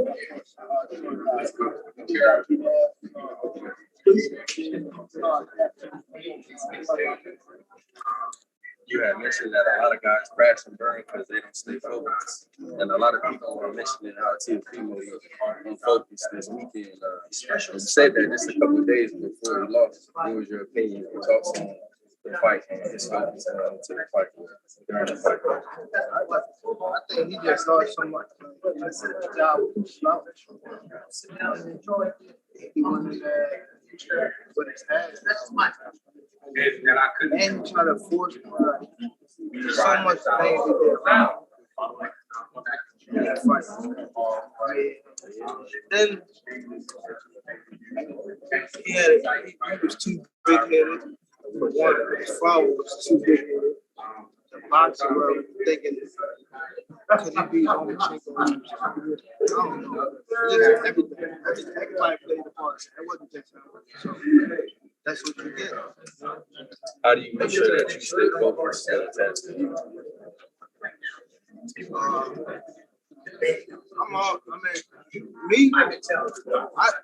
I be focused. Like, even if I'm off focus, I don't take my split second to give myself the goal. My coach is like, slip. Talk about that. So first, I don't mean to. If somebody beat me, it's going to be somebody that's gambling. It's not going to be I mean, it's not going to be because of me sleeping on the next person. It got to be somebody. You know what I mean? He's just a better person. That's what it is. Leonard said you guys would actually every fight. So in the days after your opponent changed, what were those days like when you realized that you had a new opponent? How did the days change? When you started to move around, go back to each other, days like after you found out you had a new opponent? I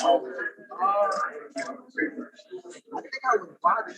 It was a couple of names that we made hard. I think I was bothered. It's a job.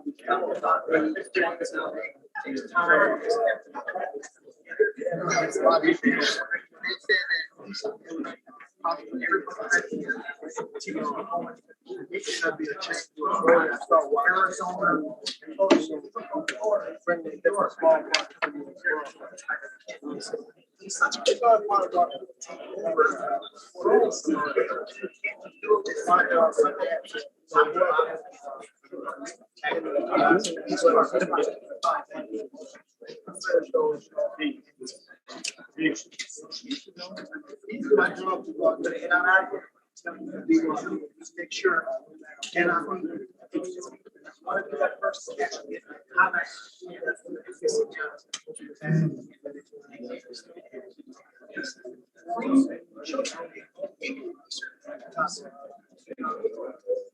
and Tank, in the All Access, threw a little shade at you, saying that you were making a whole lot of basketball shots. You're a better basketball player than they were saying. It was a bad day. How long before you know someone don't belong in the ring? How long it take you to kind of digest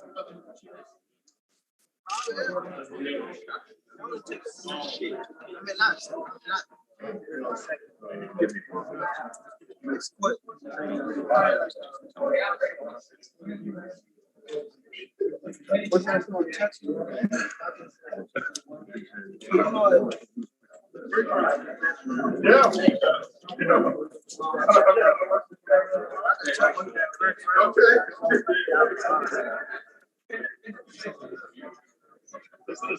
Gervonta. Push the pace on Cruz once you realize whatever you're dealing with. Like how you feel about going extra rounds. A lot of fighters say they don't pay overtime. Is that something you will push for to get the early stop?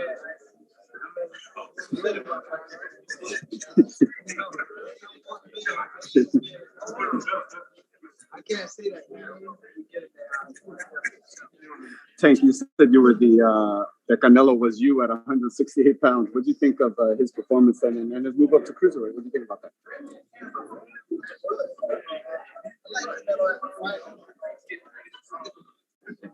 tough. You know, he learned a lot from it. Better fighter. I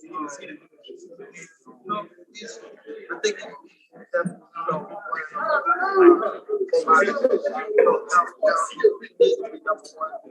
he got that experience. He's older.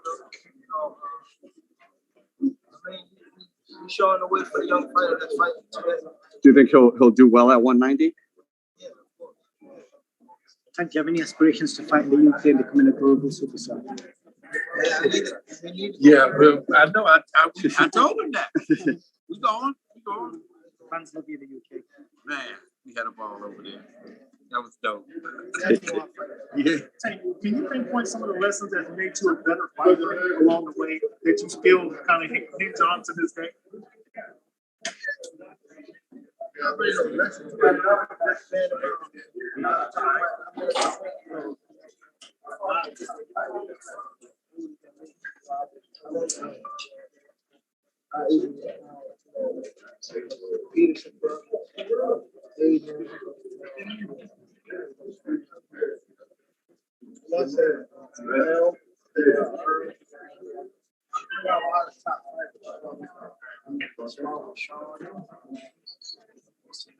I think just inspired to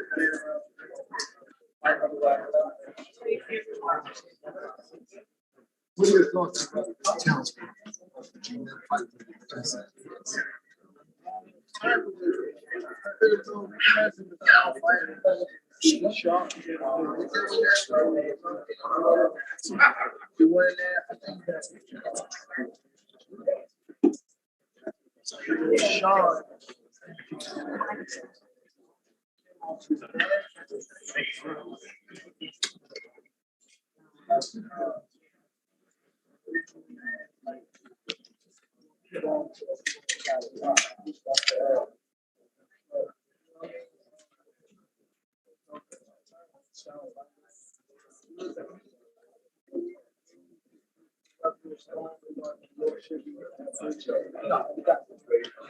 Tank, you like extravagant ring outfits? What can we expect to see Sunday? You like extravagant ring outfits? What can we expect to see Sunday night? What color? Hey, Gervonta, and also Leonard. Lou DiBella went on Twitter and alluded that when a fan talked about getting like a Devin Haney fight, he was talking about we're more interested in the prize fight, the prize fighters, and alluding that people were saying that it was you, the biggest prize fighter in the division. I guess just your response to that, hinting that he kind of dismissed the Devin Haney fight and looking for a bigger prize fight for his fighter. Lou DiBella, he was talking about Cambosis. Cambosis is his fighter. Yeah, he's with Peter Kahn's the manager, Lou DiBella's his promoter. So they kind of everyone alluded like the biggest prize fight would probably be Tank Davis. Not probably, but just what's your thoughts on that? That money? Everybody knows Tank's a cash cow. We just leave it at that. Tank's focus is this Sunday night. Correct. Not thinking about nobody or nothing else other than Sunday night. Isaac Cruz. Devin Haney, since a lot of y'all events are overlapping each other. As far as pay-per-view performance. Tank's fighting on pay-per-view. And I'm never worried about the next pay-per-view.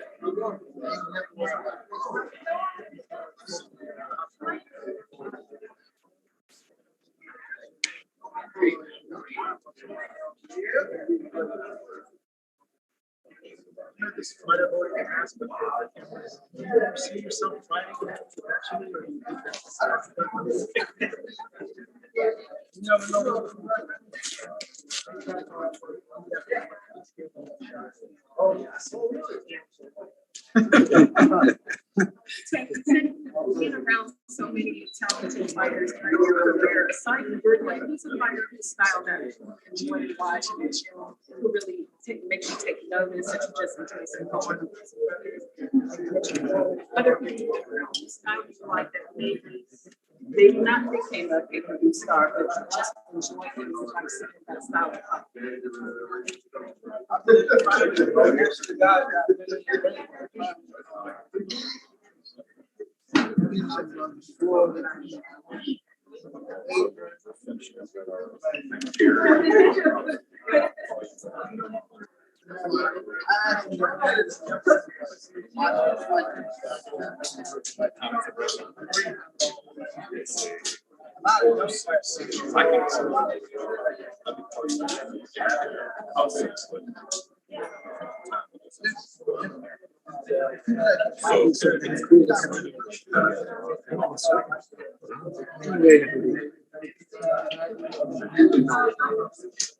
One more question, guys.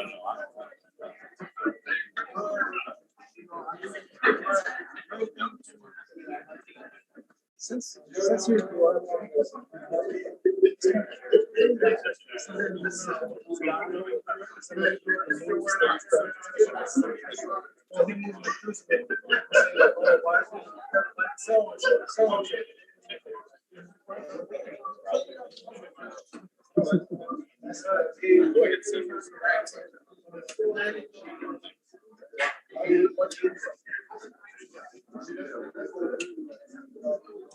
Let me touch on that.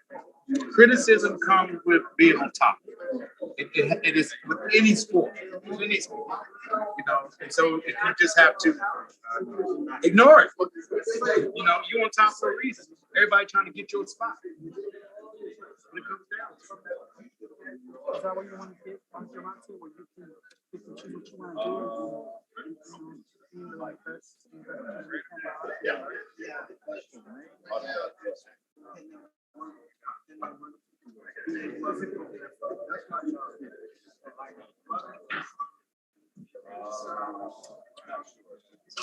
I asked that question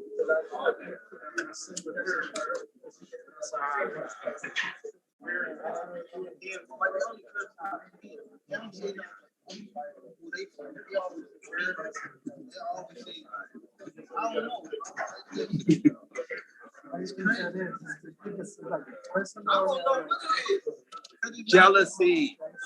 Jealousy. Thank you, guys.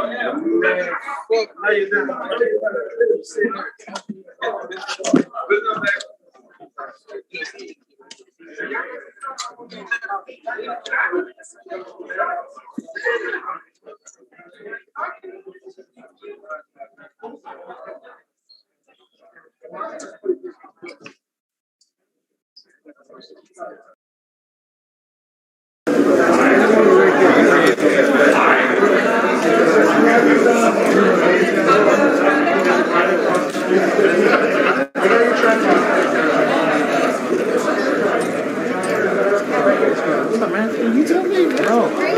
Yeah, the same thing. What's going on with you? Let me get you. You done? I'm done. I'm here all week, bro. I'm here till Monday.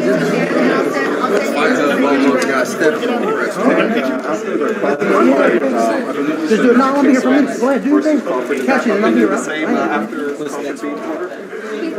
Oh, he's done? Yeah. He can leave if I want. He can leave. How do you think? I remember Spence saying that Crawford was lighting the tail when they first met. How do you think that Spence said that Crawford was lighting the tail when they first met? How do you think that plays out in the fight? Yeah, we figured it out. We figured it out. Thanks, I appreciate you. Let's do it. Let's get it on this week. Chris was like TBA. Where Chris went? Oh, it's like that? What's that?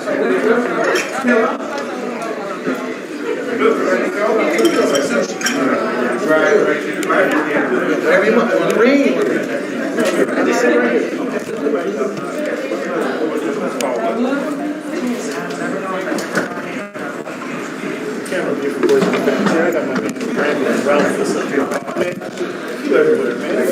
Where aren't you? wasn't in Las Vegas. Say what my day was. What's up, man?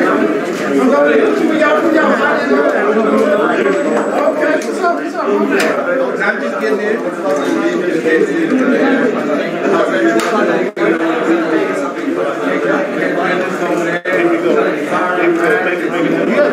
You recorded another car incident you had traveling. That was a couple weeks ago. Yeah, but you are no vehicle, man. What's good?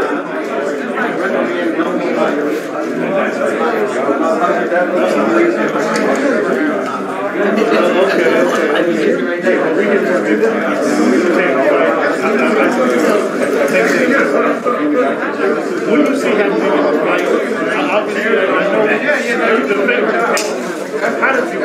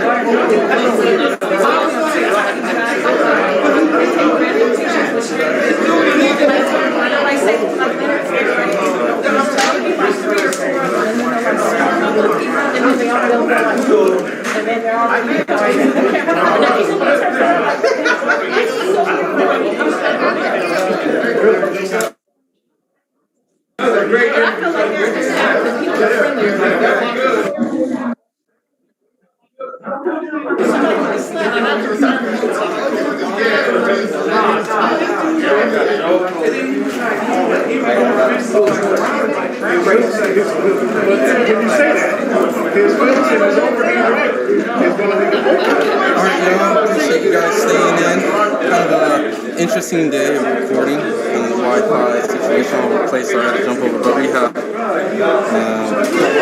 quality, better videos, way better quality videos filmed in different cameras. We're trying to keep this live.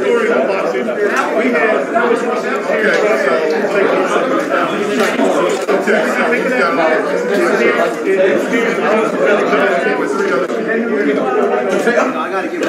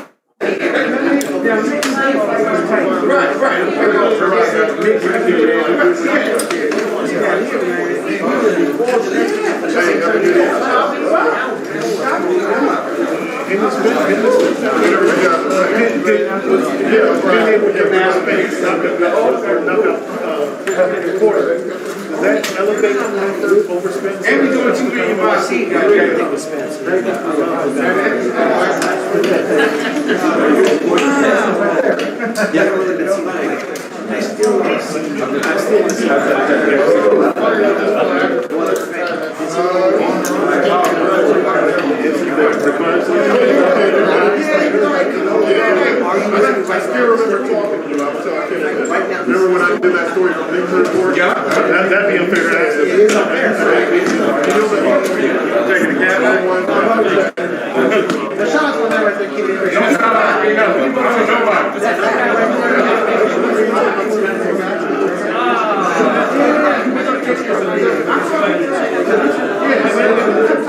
I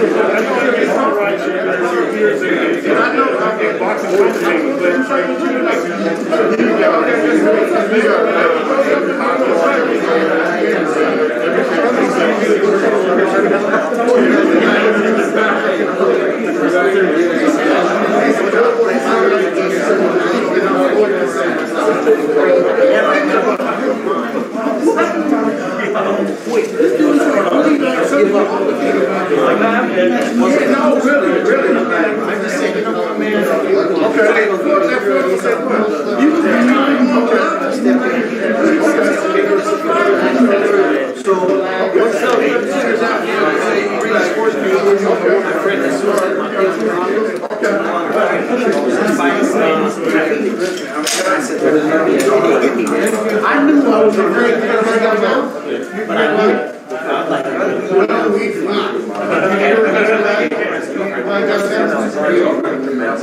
Years. In my mind, I've been announcing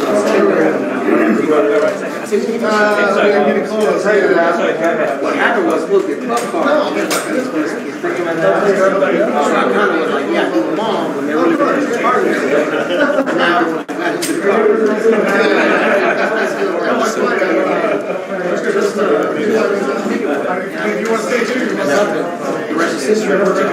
Alright guys, it looks like we're gonna have to end this stream now because Gervonta Davis right now is going to be throwing punches on pay-per-view with his upcoming fight on Sunday with Isaac Cruz. So, you know, if you want to see some of those sexy punches and uppercuts and knockouts between these guys, just head over there on Showtime pay-per-view on Sunday.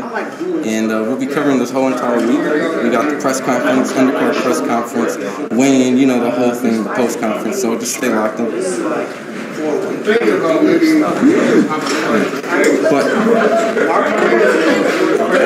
so pretty much right now, if you guys can just chill in the live right now, we got another live going on with my boy Sean over in Vegas. We got the Davis and Haney, the JoJo Diaz stuff. So just stay in the live right now. We'll be switching on right now, and you'll automatically jump into the other media workout, and you guys can tune in on the channel. We got a lot of interviews from Calvin Ford, Barry Hunter, LB, Tink Davis, and so on. So stay locked in this live right now. We'll be switching over as we speak. Appreciate you guys as always. Sorry, man. These schools will leave here. I know. They'll leave. They will. Thanks, everybody. Appreciate it.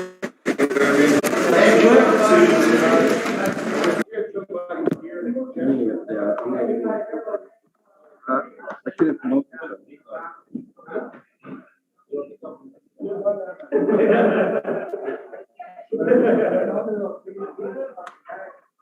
Trying to go to the body because I'm just different. Like, you gotta bring more than some pressure or try some dog to even have success against me. It didn't. Even Linares, he was smart. He waited until I tried to pressure him. I started putting the pressure on him because I wanted to get the stoppage. I seen him fading, so he had to set me up with a punch that I didn't see. It took intelligence for that. It wasn't just, oh yeah, I'm gonna come in, I'm gonna try to just dog him, I'm gonna try to knock him out, I'm just gonna do that. Linares knew that wasn't gonna work. Do you think he's gonna come out just sparring or just trying to dog you like you said? I can't think for him. I can't try to think about what. I can't try to think about what he's going to do at the end of the day. I know what I'm going to do, and I know he's not going to be able to stop it. Devin, I see on the zone they compared you at this age of Mayweather at this age with the same record, 26-0. Just your thoughts on that? Yeah, you know, he was 24, I was 23. Right, yeah. So by the time I'm 24, I should have maybe 2 more fights or whatever the case may be. So I'm gonna have a little bit more wins then. But he had more knockouts than me. And he did get that Chico Corrales signature before 24 or at 24. You feel like by the time you're 24, you'll have that Chico Corrales. Hopefully, I have all the belts by then, and I'll be undisputed by then. But we got to see. You know, it all starts. That would actually give you a chance to do something Floyd didn't do at that age, to be undisputed. Floyd never been undisputed, I don't think, has he? No, he won 3 out of 4 at welterweight. Unified a couple times. Which undisputed, I mean, it would never. You can't take away from all the things that Floyd has accomplished because he wasn't undisputed. You know, he was all-time great, all-time great. But you know, I after Saturday night, I will have the chance to. Hopefully, inshallah, we see. Do you think Kambosos is the greatest Australian boxer? based off this win? Off the top of my head, yes, I think so, but I can't really. Costazu? Costazu, he only had 2 belts. Judah had 1, and it was only a unification. This is a guy taking 3 plus the ring from him. 4 belts. But they say Jeff Finnich won 3 champ titles. And It's definitely Jeff debatable. Finnich, It's definitely debatable. You know, I don't know. I don't know too many Australian boxers off the top of my head. I would have to think about it, but I mean, it's definitely debatable. If they said it right now, I would say yeah. Does he defend the titles, or is he a one-hit wonder? If he defends him against Devin Haney, that's different. That's different. But you know, I don't know. We just gotta see, man. I like his performance he put on against T.O. He went in there. He was composed. He didn't get too out of his game when T.O. came out like just throwing wild shots, strong shots. You know, he showed a lot more experience, and you know, he fought Mickey Bay. You know, one of my coaches. So it was a split decision. Yeah, it was a split decision, but. You know, I think T.O. was going into that fight, looked kind of like underestimated him because he saw it, but people don't know how smart and how much experience Mickey Bay has. What's the biggest difference between you, Gary Russell, and Tevin Farmer? Obviously, 2 common opponents with JoJo Diaz. Well, one, off the top of my head, they're just much smaller than me. Gary Russell is much smaller. Tevin Farmer is smaller as well. And on the rest, I'll show you on Saturday night. You just got to tune in. But y'all want to watch Montana Love work out? He working out, man. Let's go watch Montana Love. Question. About my boy back there, Amari Jones, at 154. What are you about to do at 154, man? Oh man, he gonna take over the game. He gonna take over the game. I promise you. Y'all gonna see it.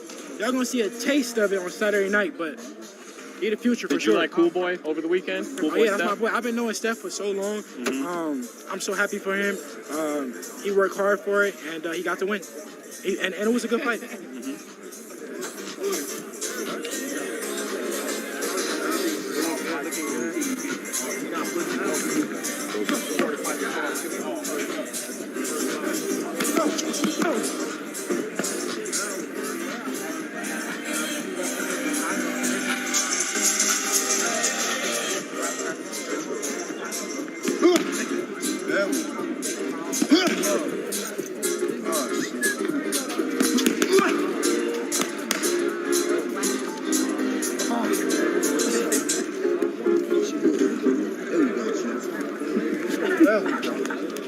He's making weight too.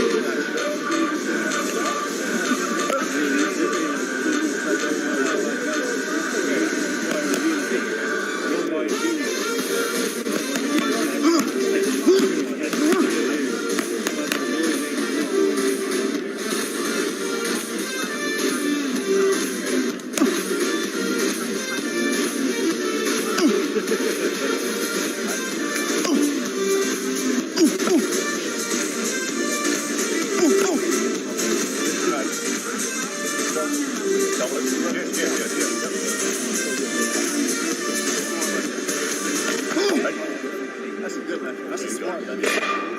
That's a smart left.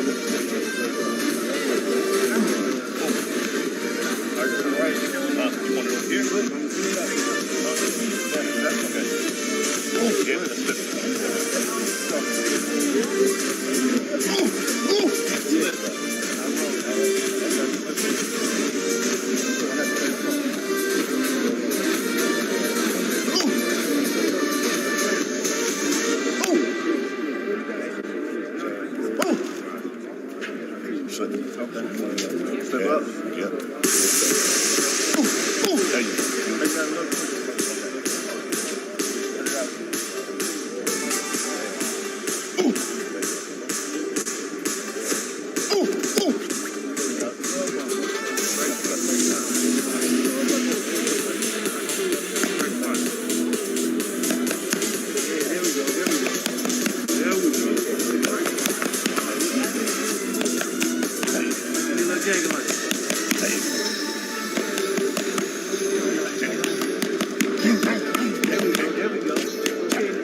Okay, now, Donnell. Okay, stay up top, baby.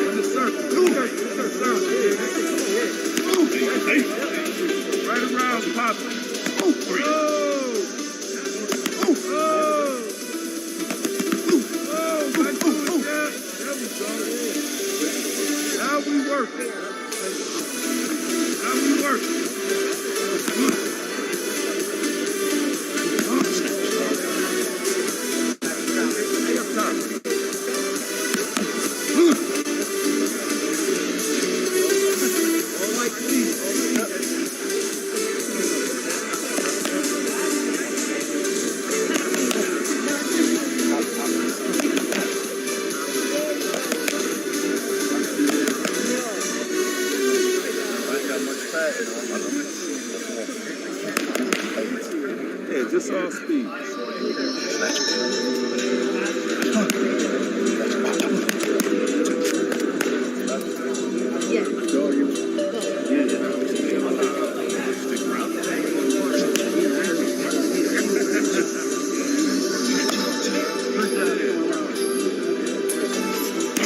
There we go, that's it. Stay on that. There we go. Stay on that like that. All right.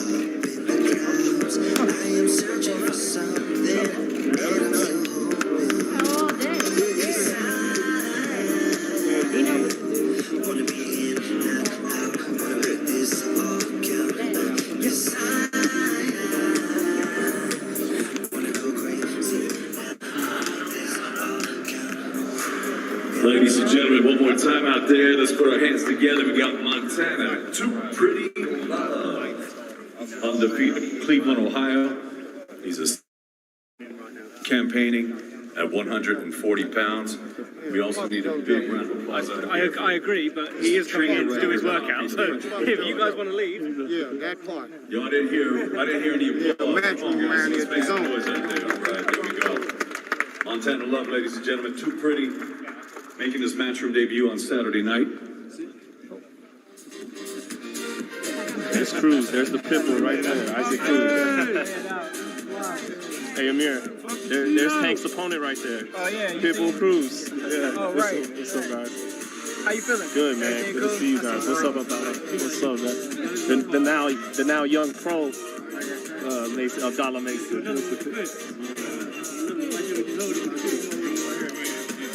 Amir, you meet my boy, Brendan? You have my boy? No, how you doing? This dude, he's a good dude, man. Nice to meet you. I do interviews too. Okay, that's what's up. From Florida, Miami. Okay, Shield FightHype? No. No. True School Sports. True School Sports. Okay, on YouTube. I'm gonna check you out. Montana Love, I'm ladies gonna and get you on the gentlemen. channel. I've been seeing you guys from afar from you. Okay, that's I'm just now Yeah, traveling now. y'all cut from the same cloth. Good people. That's fine. That's it. Yeah. I know him.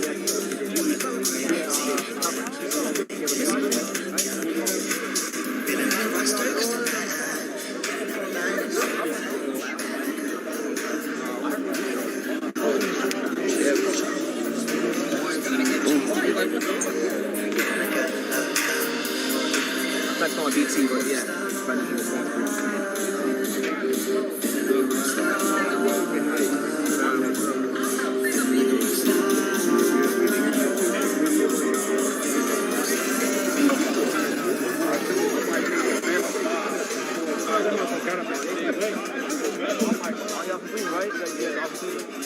I never know how. I haven't done Ohio, but I feel like I've kind of been there because I know like other people from Ohio.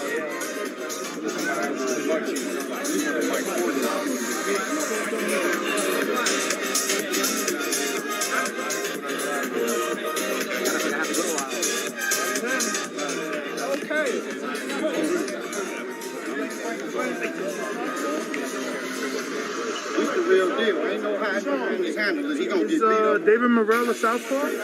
I think he is. Yeah. He's good. Is he at Solid's Gym? I don't think so. I haven't heard of him out Any here. 68s at Solid's Gym?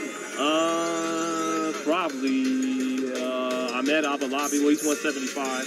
Ahmed Abalabi. That's the spawn. That's the spawn partner for Caleb Plant. Oh, is it? Yeah. Ahmed Abalabi. Dennis Douglas. Dennis Douglas. Where I know you from, man? Veteran. Dean White. Dillian White brother. Oh, that's what it is. Good to see you, bro. Yeah, that's what I'm like. Yeah. Good to see you, brother. You didn't go to New York, did you? No, I'm not vaccinated. I'm not vaccinated. And I didn't. Hell yeah. They wanted you to be back. To the garden, yeah. No, not to the meeting. Oh, yeah. Well, ladies and gentlemen, there's nothing like Fight Week in Las Vegas. And I tell you, it's a pleasure to welcome everyone here to the MGM Grand Garden Arena in Las Vegas, Nevada, USA, the fight capital of the world. We're Saturday night. Scene of the public workout, y'all. The 135-pound division. Devin Haney over there chilling. As Mr. Eddie Hearn from Natural Boxing is proud to Team present Haney. the WBC Lightweight Championship of the world. Sponsored by Hennessy.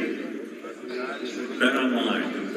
MGM Just waiting for JoJo and Devin to show up, get their workout. Live around the world exclusively on the zone. This bout is brought to you by Eddie Hearn in association with Devin Haney Promotions and Golden Boy Promotions. And this time, we're doing the media workout. Ain't no D's name mentioned on there.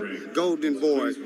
Matchroom, Eddie Hearn. And did you hear Devin Haney, DHP? 1-in-115 wins coming by way of knockout.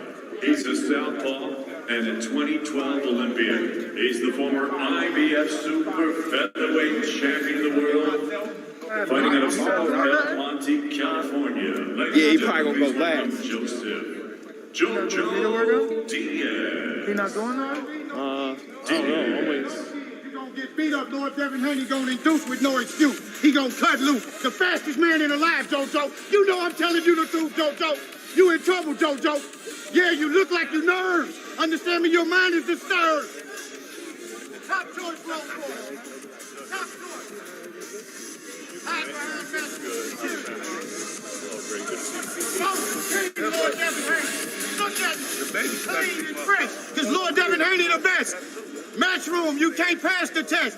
It say Oscar De La Hoya, Golden Boy. It say Hennessy. It say Matchroom. And it say DHP. No Diaz. The crowd you won't be pleased. That part. Empty seats, Lord Devin Haney fight so sweet. You get to see the spectacle. The fastest man alive. You did to take no jive. Concord speed, Shazam speed, Superman speed. Fall to your knees. We know how to do you. Wait no Luke Campbell. Comey, Tate Davis, or Javier Fortuna. The king, Lord Devin Haney. You see it? Wear it. And we don't share it. That part. And Eddie Hearn, the greatest promoter. You rank up there with Barnum and Bailey. Super live, you take no job. Pay attention to your corner. Pay me a real big bankroll to talk real steep. FightHype, I love you, Jack. Yeah, Dante Boxing, I see you. And Matchroom, none like under Eddie Hearn. We bow and submit. You see what happened to Teofimo? He had you all fooled. Abracadabra, hocus pocus, the truth is here, Lord Devin Haney knows. You're going to see it on MGM Grand. Only one will stand. And Bill Haney, William E. Haney come with that fight plan. None can save you. We got the great Ben Davison. Super slick, Lord Devin Haney will be super quick. Fighting hard and not gently with the fastest mid-man in the world, the great Kevin Henry. Dr. D, Darryl Flanagan. We come to do it live, Team Haney. And shout out to the mother of all mothers, Renee Haney. We love you, Mama. Haney, I'm here to tell you we love you, Mama. Haney time. You quit warming up, Diaz. You quit warming up, Diaz. Lord Devin Haney, the slickest fighter you ever faced. He gonna beat you up in the MGM Grand Place. He's the king and he's the master and he's the overseer. He's the authoritarian. He's the Messiah of boxing. Lord Devin Haney is the resurrector. He's the Prince of Peace, the Messiah, King Haney, Lord Haney. Eddie Hearn ain't here to save you. Lord Devin Haney, his head, he gonna shave you. The best of boss. He quick, he set, he pushed that Corvette, top choice Rolls Royce. Best that ever did it. William Haney, Ben Davison. You in trouble. You're in a world of trouble. I ain't coming for the captain. I want you to know that you're going down in both. I don't need to say no more. What do you think? 6 more minutes. 6 more? He ain't got no Conte sauce. He don't got the Conte sauce. We take that snap, we're gonna put you on your back. Take the rep, we're gonna let you take the one. That snap, we're gonna put you back.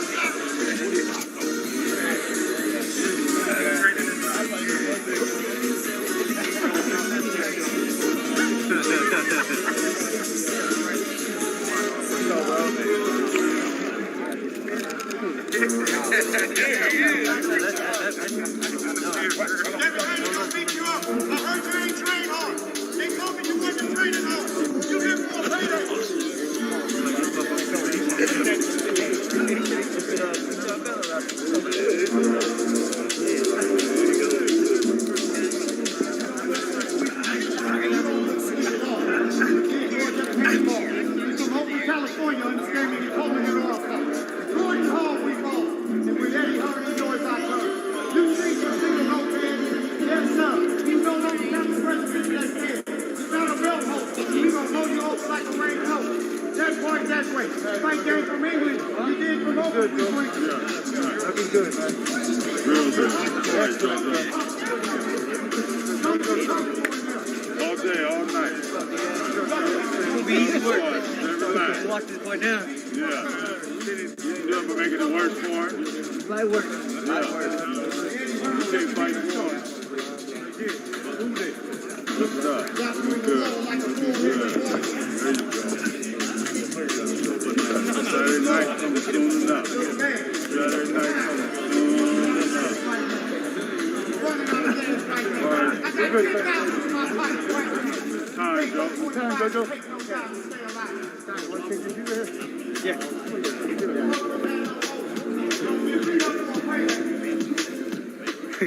Sign on the dotted line, Devin Haney gonna beat you up, understand me, and treat you like swine. Allahu Akbar.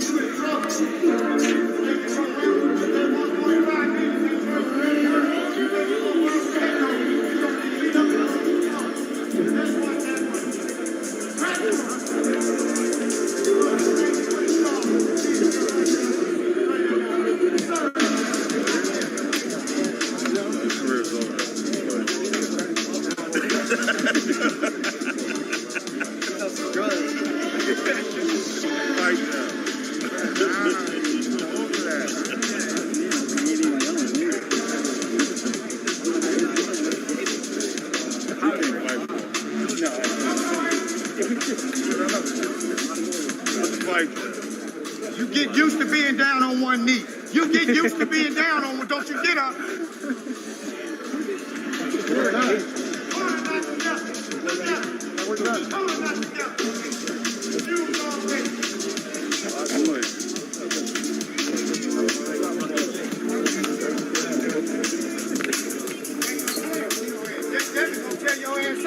Devin gonna beat you the fuck up. I bet you that. I bet you Devin whoop your ass. I bet 10,000. No, he gonna get fucked up. He be trying to hide behind Eddie Hearn and them. And behind Devin gonna tear your ass up. You said that B word, we caught it on the camera. Your chump ass. The William Haney shotgun gonna get you. Yeah, the nuclear sub gonna get you, JoJo. $1.5 million worth of ass whooping. Propelled by Lord Devin Haney, USS Haney. Eddie Hearn's man. You lucky too, JoJo. You lucky.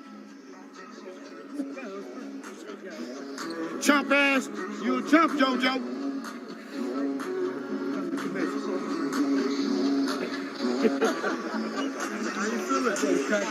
JoJo, GOT in the red corner box, man. How you feeling on this one, man? Davis and Cruz for Devin Haney. We're going to be speaking to This is my moment. Jojo Diaz. Devin Haney, he's not ready for me. I mean, I feel like he thinks that it's easy to be where I'm at, but I worked hard and I did everything I needed to do. I went through all the trials and tribulations to be where I'm at today, and it's going to show come December 4th. Yes, sir. For Jojo.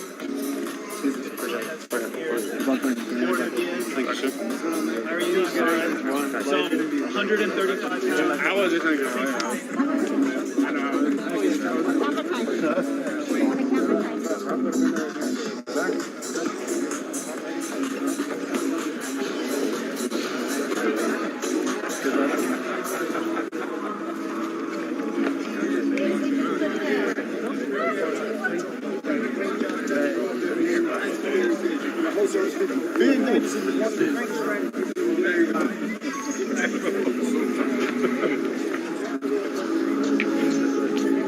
Bill, you mind if I ask you something? Huh? Bill, you mind if I ask you something real quick? I'm good right now. Hey. Please, don't want to say what. Tracheotomy, catheter, chest tube. JoJo Diaz, him, none other than UMC. Sunrise is closer. Ambulance better be on deck. Stands will be filled up. He will disgrace himself, and we'll put the belt back on the shelf with our major weapon. And I love FightHype over there. They keep me running. Matchroom security is on my helmet. They won't let me get to JoJo. And I think I can take it. He looks slow. He looks like he drinks. He looks like he's very uneducated. He looks like he's inhumane. He looked very unethical. The guy is horrible. And Lord Devin Haney gonna take him to school. He's gonna be the principal, the teacher, the master. You had the chance to come see how he paid the poker joke. You seen that red bottom not required. Understand me? We couldn't find an opponent that we could hire. Josh Corley beat up. Josh Corley beat up. You got the Zab Judah. That's the Lord Devin Haney Godfather. You see how he redeemed him. You was there, FightHype. You was there as well. I ain't gonna say nothing else. We gonna get back to Diaz. I got some business with JoJo Diaz right now. Look at the chart. Yeah, the chart. I'm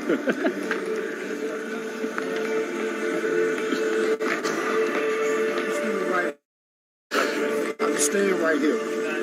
Yeah, I'm gonna tell Eddie Hearn on y'all boys too. Look at them. Y'all put the camera on them. No, put the camera on them. I know I look good. Look at them. That's Rambo right there. That's Desert Storm. He don't play. He real mean. Listen, right? That's Frank. He the money man. I'm gonna tell Eddie Hearn on you. I know your badge number, and I sure know your number. Yeah. You trying to save JoJo Diaz's ass like he tried to save Lenore. I'm gonna get him too before he leaves here. So y'all can stand there and wait. Get him for Devin, my boss, my master, the king. Resurrect boxing, y'all. Y'all seen what happened to Trisino Lopez? Y'all seen what happened to Lomachenko? He ran flat when he fought Trisino. Trisino caught him on a bad day. Trisino goes and tells the story. I'm this and I'm that. And the public says, yay, yay, yay. Trisino faces a foe, a gallant foe from Australia. Great guy, by the fact. I love you, Gambosa. The Gambosa family, we love you. Congratulations. Great class people, but he's going to get beat up too. Now, let me finish. Went into the ring, clumsy, sloppy, fathers are drunk, very obnoxious. He said, oh, what are you going to do after the fight? This after the Gambosa put their sauce on him. Oh, okay. I'm going to spend time with my son. I haven't spent time with him in a long time. He was just born 11 days ago. What was he hit with? Gambosa, you know? So sometimes you talk too much and cash a check that your ass can't cash, you know what I mean? But Lord Devin Haney will pass any task, and I promise you that. Not too much on the camera, we've been doing a lot. Wait till I get to the boy, because he's relevant right now. I don't like it. He's very disrespectful. He's a low life. You know, you 1.5 million, what you gonna do? Pit bulls, low rock, I mean, what is your ambition? What you gonna do with the money? You hear me? Matchroom know me. They already know what it is. And I get extra money to get on his helmet. At part. Quit telling them lies. Quit telling them lies. You ain't shit. He over there lying to the camera. Put the camera over there, look. Rambo get off the camera. He's the one that'll hold me down. See him get off the camera? I know him from prior fights. He don't talk much. He don't say nothing. He gonna tell you either stop. That's Eddie Man. I respect him highly though. Why you call him Rambo? Look at him. He been in the military, special forces. They told me all about him. Yeah, look at him saying no. Look at him. Just like the real people. You know, they do stay in there easy. No. The church, obviously you see in Devin in camp. We've seen him. What's your final prediction for Saturday night? TBH, Diaz to done. be honest. Diaz is done.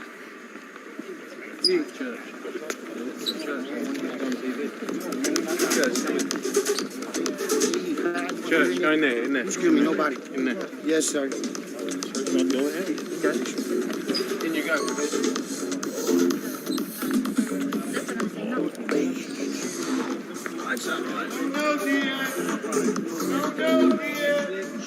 He's a good boxer. He's defensive, but I mean, I faced all these guys already before, man. Faced Tevin Farmer, who was a defensive fighter. I faced a guy that had tremendous speed with Gary Russell Jr. I faced a guy that had tremendous power, Javier Fortuna, Andrew Cancio, Rene Alvarado. All these guys already built me to the point where I'm ready for whatever Devin Haney brings to the table come Saturday night. Lomachenko vacated his WBC title to avoid Devin Haney. What does that say about you as a warrior to accept the fight that nobody else, everybody else was avoiding? Oh, that I'm a dog, man, and that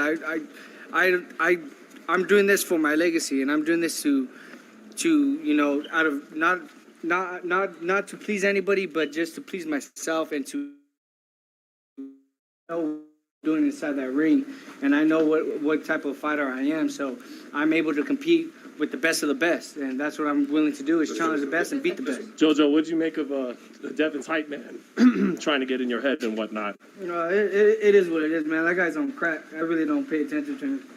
Does it actually give you extra fuel, if anything? Nah, don't give me no fuel, don't give me no anger or anything like that, because at the end of the day, it's just that he's just trying to distract me, and that is not going to get into my mind. What was your reaction to Teofimo Lopez's loss?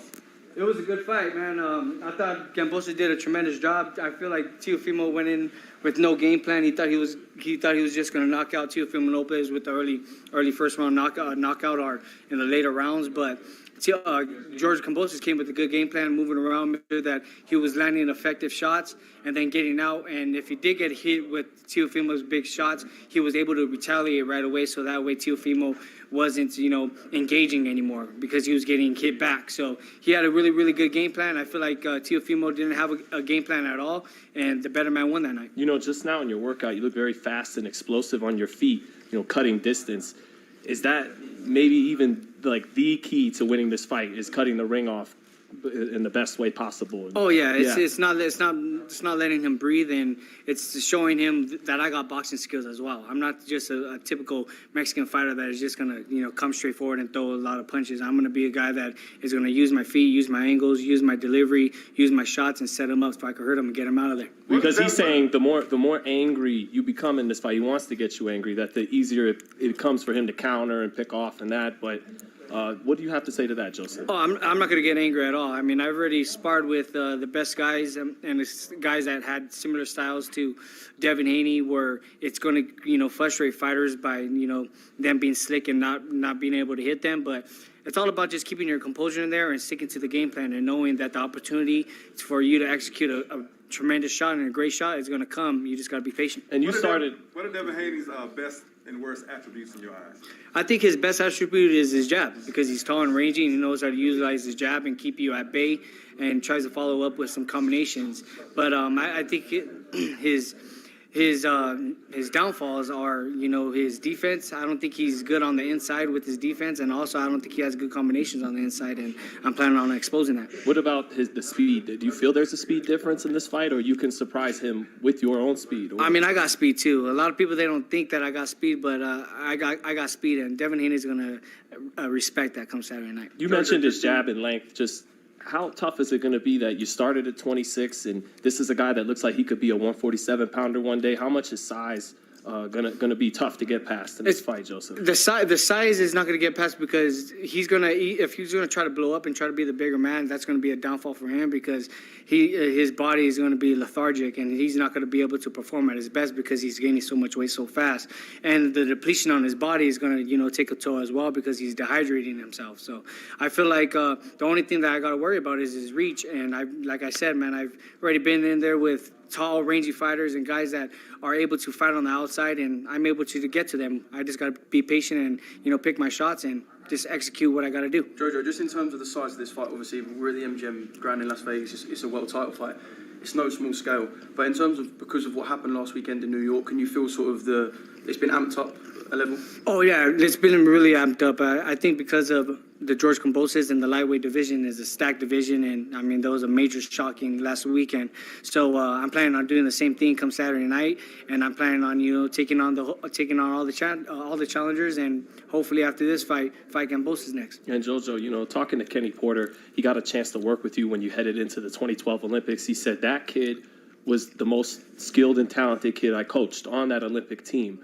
Do you feel like this is a chance to make good on all the dreams and the promise you had coming out of the Olympics, trying to become a star and a top fighter, one of the best? Oh, absolutely. This is my shot. I mean, this is my opportunity, and I've waited and I've done all my time, and I've done everything that I needed to do to get to where I'm at. And it wasn't hard. There was a lot of struggles and there was a lot of trials and tribulations, ups and downs throughout my whole, career. But I remained loyal and I remained faithful and I stuck to the game plan and I stuck to that dedication and I prayed to God every day. And here I am today, fighting a main event in Las Vegas against a good fighter, and I'm planning on exposing him come Saturday night. And in a good way, it seems like there's an edge to you. Oh, absolutely, yeah. Because a lot of people I don't even know, man. I think because of the hype of Devin Haney, but they don't know that I got a good amateur background. I'm a good boxer as well.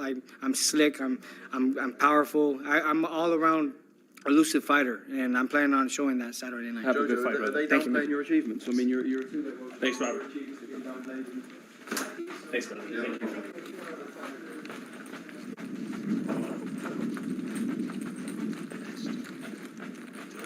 Is this what? Yeah.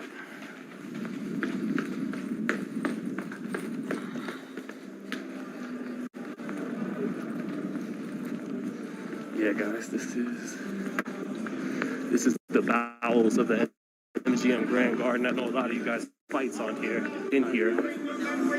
Oh, sorry. Let's get to Devin Haney now.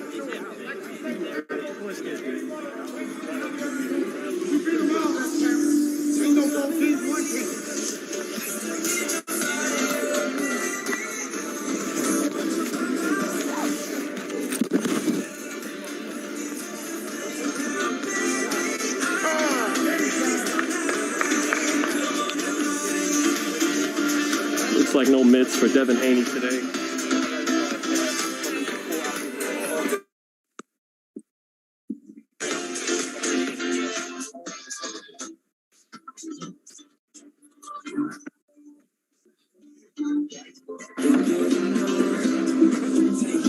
You're seeing the fastest man in the world, one of the wonders of the world. Only one created and none could be imitated and demonstrated. Thank you. Thank you.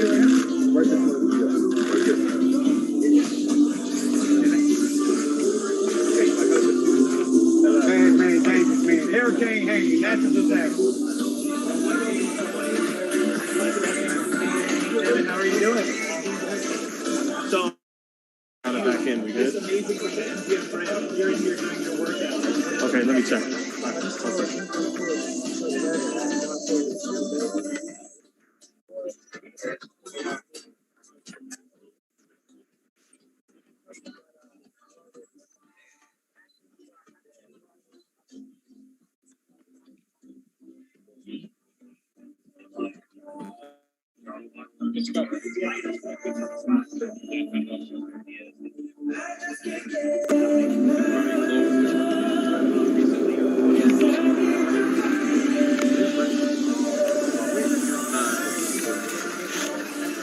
But I will show that I'm a totally different animal.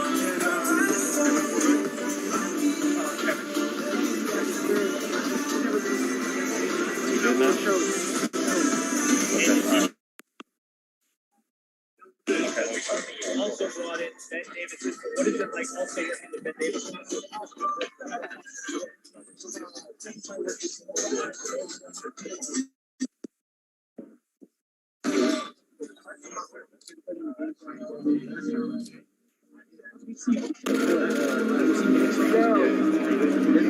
You had Ben Davis in the corner against Jorge Linares. That was a tough fight for you. Now that you've had some time and you look back at that fight with Linares, your thoughts on your performance that night?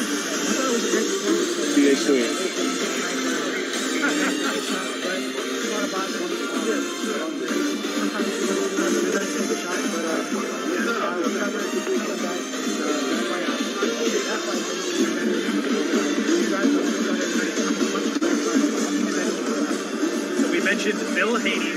We mentioned Ben Davis, and now there's another member. What can you tell us about church? Church can tell me a whole lot about itself. Church doesn't need me to talk. Church talks to me. Church is. You can be having the worst day in the world. When you see church, he's gonna make you feel like you're having the best day in the world. Church is himself. I'm so blessed to have him on my team. I would hate to be on the opposite side of it. I do. JoJo's for it. It's very difficult. Yeah, no, it's very difficult. Even JoJo, I was kind of, he's church up. So, he's good at what he does. And you're only 23 years old. There's been a lot of comparisons to where you are now and where Floyd Mayweather was around that age, right? In terms of getting a world title, defending that world title record. When you hear those comparisons to Floyd Mayweather, obviously there's a long way to go for you, but what do you think when you hear those comparisons? Yeah, I'm thankful. You mind if I ask? I'm not. You mind if I ask one or two bullshit questions? Are you good? You're not trying to... Okay. All right, man. You guys may not know, but this is Devin Haney's big brother, Bill Haney Jr. Definitely. Just quickly, man. I don't want to take you too long. How did Devin look in this camp? Did he have the best camp of his career so far? Honestly, this is the best camp of his career. Like, the way his energy, just how easy the weight, shedding down, his focus. I ain't never even seen him like this before. So I'm really eager to see what he about to do to JoJo myself. Yeah, no one gets as excited in sparring as you do. No, I take it serious. Anybody punching at my brother is like punching me. You know what I'm saying? So, but no, this camp has been beautiful. Everybody's in for a fight. They better tune into this one. Nobody's really punching on your brother though. Nah. But everything counts. So you can't hit it. If you hit him a little bit, I'm mad at you. Partial land. Yeah, exactly. That's too much. Way too much. Well, let's see what the champ got to say. Definitely. Thank you, Bill. All good. Well, they're talking big business. I wouldn't know nothing about that. Oh yeah, that's the money conversations right there.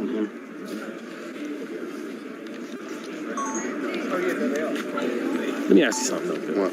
Just forget him being your brother. How much of your brother is just a cool dude? Like even if he wasn't your brother, you would like him. He's one of the most down to earth, especially for where he at in life. You know, getting these millions and just to start him, he's down to earth. You know, he really is a cool person. You know what I'm saying? But if you happen to meet him in the wrong way, then you might not like him.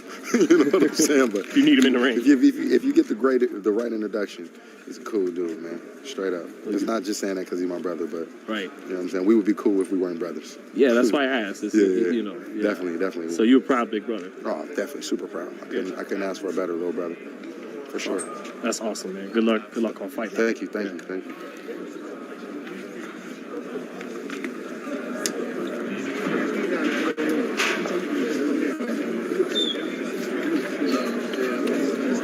Well, like Bill Jr. said, the money conversation.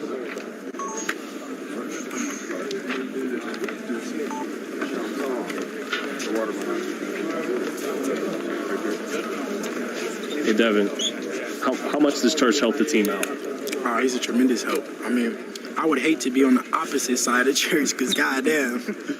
I mean, you were telling JoJo the other day at the first stare down a couple weeks back, don't get mad, but can you really blame a man?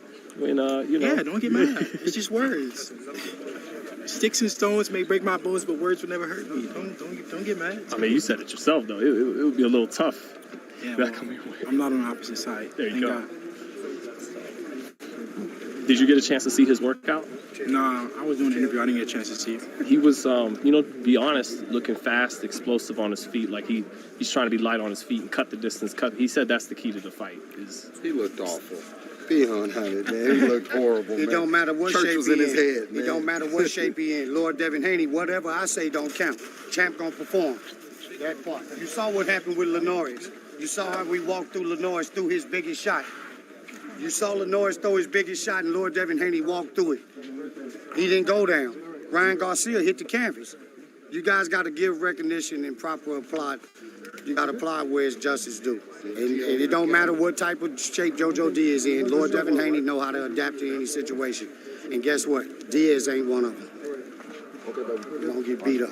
Call me if you got anything else. All right, thank you. But that's not going to matter, Devin. What? No, I already told him. Bumping to me.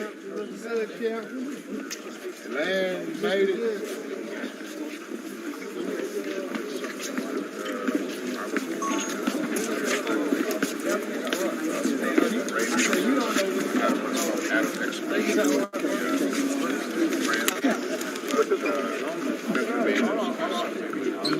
After the performance of Hanson Grove.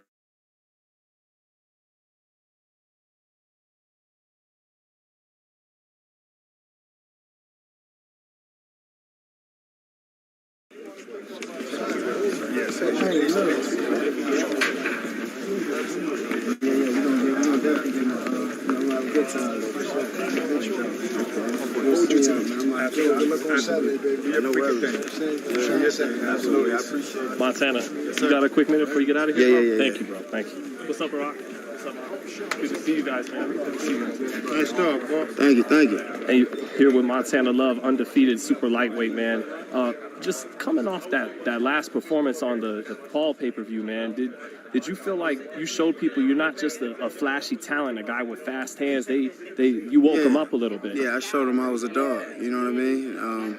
Big dog. You feel me? You know, they had me down 4-1, 7-1. You know, as an underdog. You know, they on national TV saying I'm betting I'll get knocked out by the third round, smoke crazy ass shit, you know, and we woke him up for sure. Definitely woke him up. Sometimes it almost seems like when you show the speed and talent to throw a 10-punch combo on the mitts, they're like, they start hating, like, oh, he's a high. Why do you think that is? I don't know. Not everybody can do it. You know Right. what I mean? Everybody, you know, can't everybody do it and look good while doing it, you know? So they gon' throw the salt, you know what I mean? It's cool. It come with this shit, you know? How are you looking to keep that momentum going in this fight Saturday night? We're just gonna continue to be me, have fun, you know. I'm an entertainer, you know. I don't rehearse anything. It just come natural, you know what I mean? So we're gonna continue to just be me, man, and have fun in there. Have you always had what you shown in your last fight, or was it a case of once given a big stage opportunity, you came out with more in your bag? Nah, I always had it. You know, this is not nothing new. You know, I've been doing this since I was 5 years old, man, and it's been there. You know, just certain fights pull it out you. You know what I mean? It's just a piece. That's just a piece of the story. That ain't even, you know what I mean? Piece of the puzzle. We still got a lot more to go. How do you see it shaking out Saturday night in your fight? Very entertaining, very fun. Just tune in, you know what I mean? That's all I can tell guys. You know, I don't like to try to make predictions or anything like that. I like to stick to the game plan, stay focused, and as you can see, like I did with Branchik, he quit. You know what I'm saying? So I don't like to do that. I like to just have fun and just do me. How do you size yourself up against the rest of the division, in particular the champion, Josh Taylor?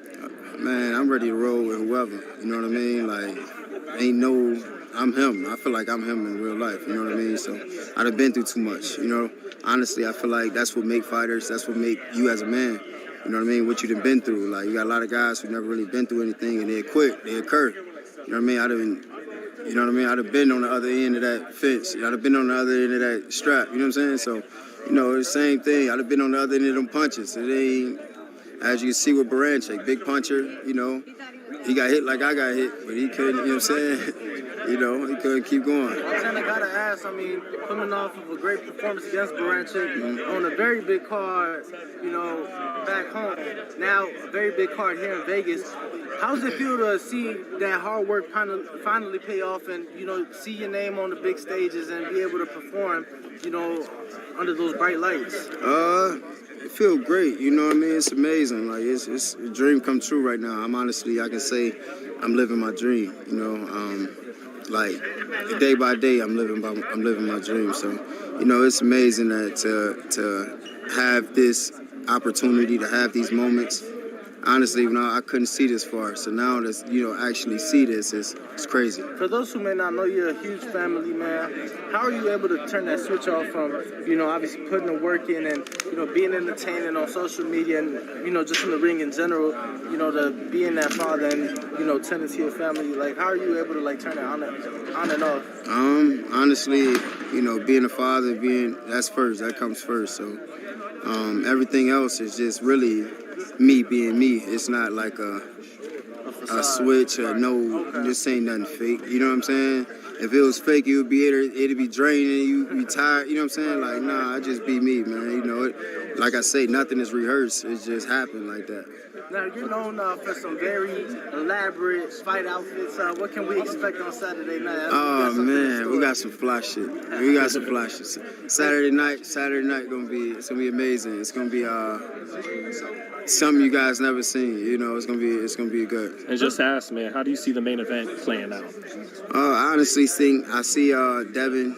You know, JoJo a dog, no pushover, no nothing, but I think Devin boxing skills might outbox him, and his movement gonna be too much. What do you think of Dev's where he's headed, his development? Is he got a chance to be #1, top 5 type pound for pound fighter? Obviously, he's right below your division too. Not yet. He you know, he still got. We're not gonna say pound for pound or anything like that. You know, we still got a lot of development to do. You know, he's growing. Not only as a fighter, but as a man, you know what I'm saying? And that's most important. So as long as he just continue to grow and get this experience under him, he's going to be good. He's going to be great. Is he someone like you already look at, like, we're 5 pounds apart. One day it could happen? Nah, I don't really look at it like, you know, I take shit how it come. You get what I'm saying? I take what's in front of me. You know what I mean? They put Carlos in front of me. I'm focused on Carlos. I ain't worried about no one else right now. Thanks, Martin. Gotta ask, Were you able to catch? Good to see you, mate. Long time. I know it's been a minute.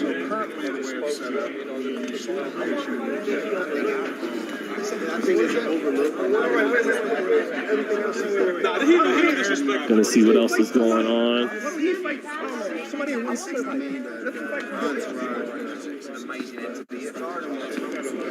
Got a lot of people taking up. You see Ben Davison in the middle of a one-on-one. Eddie Hearn in the middle of a one-on-one. We already talked to Montana. So here's the beautiful green seats of the MGM Grand Garden. Sorry. I gotta go back, guys. Yeah. Good seeing you, bro.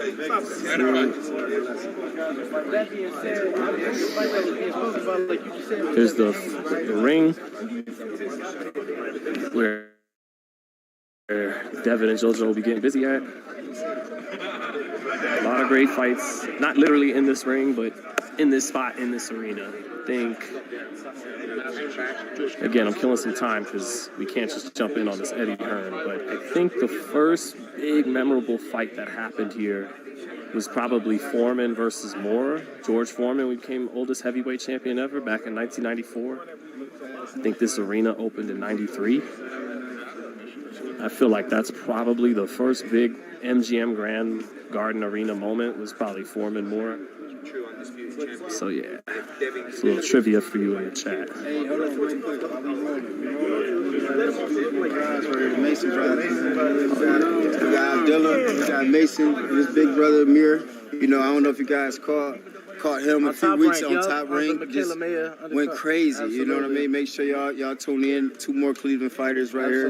You know, a few of the brothers missing, but a few of the brothers missing, but you know, these guys very special. Make sure you tune in and stay up to date with them as well. What makes them special? Because I gotta ask. I've heard the words you just spoke come out of numerous champions, numerous top fighters. Come out of their mouths. What makes them so special? First, we're gonna start off with the brothers anyway. Just how they move, the movement. The movement is special. You don't see nobody move how they move. You know what I'm saying? It's damn near military style. You get what I'm saying? It's real tight. It's amazing. They work hard. They pushing each other daily. They just amazing. Good kids. You know what I mean? Amazing. And Abdullah, you know, if you guys watched his fight 2 weeks ago, you see what I'm seeing. It's very special, right? Very special. You know, he just signed with Top Rank with Jay Prince and them, and you know, he turned up. It's his time. You know, I told him since he was younger, like, hey, you the one, champ. Shit, now the world about to see. Just gotta ask you, man, because you're from Cleveland. What'd you think of Sean Porter retiring? I don't even want to talk about that, man. Yeah. Nah, I don't like that. I ain't like that. I don't want to talk about that. I just ain't respect none of that, how that went down. You know, Sean is a solid guy, man. Sean is. Shit, you know, he been hit by some of the biggest. I just seen Sean been there with heavyweights and get, you know what I'm saying? And Father I don't know what was up with that. That was just weird to me. The whole stoppage, that was weird. That was really weird. I don't know what was going on with that. I don't like it. What'd you make of Kenny's comments post-fight saying that he full of shit. That's it. I don't like none of that. I ain't like it. And lastly, before we let you go, last time we saw you, obviously in Cleveland. I know Sean ain't even like that, though. You know what I mean? Yeah. Sean was like, what the fuck? You know what I'm saying? But, you know, his father, you know, I guess he got a reason for why he did it, but I just didn't like it. Just really quick, want a prediction on Jake Paul, Tommy Fury? Obviously, you haven't been on the Jake Paul. Yeah, Jake. I'm going down there with Jake. You know, that's my guy, man. Okay. I like both guys, but, you know, I got to go with the home team. Okay. Absolutely. All right, thank you. Thanks, Montana. Can I just get you holding your dog with one hand and pointing at this camera? Hey, what was the dog here for, Montana? It's my best friend right here. Y'all gonna see him around all the time now. You know what I mean? You say right here? Yeah, you guys should get in there too. I just want to let him get it's like a slow-mo shot. Thank you. I thought he was making weight. Hold on, let me take this off. Yeah, I thought he's. I did. All right, for sure. Your dog sleeping? Sleeping. He said music video. Oh, yeah, guys. Bobby tired. I appreciate y'all. Thanks, Montana. Come on. The whole crew.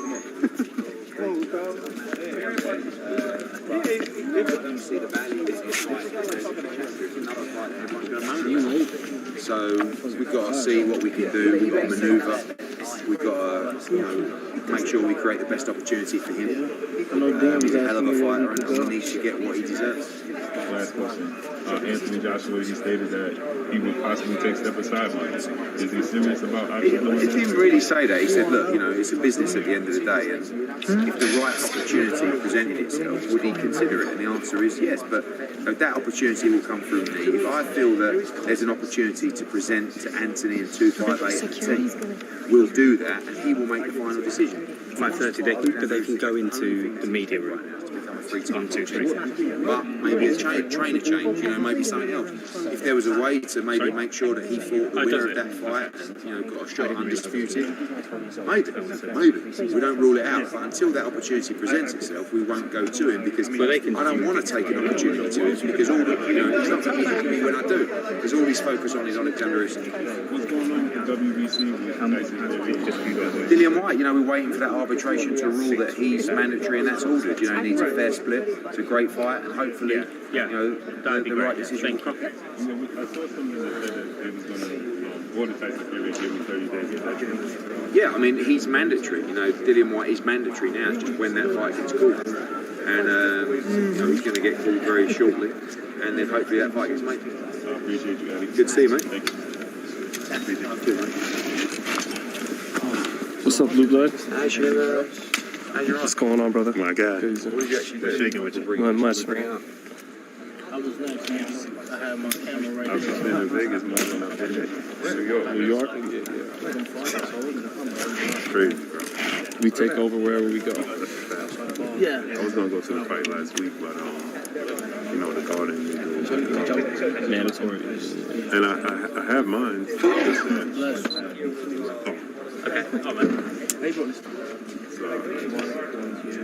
You got a good sushi spot out here or what? Yeah, we went to last time, remember? With, the rock star. His name's Rob. I love you.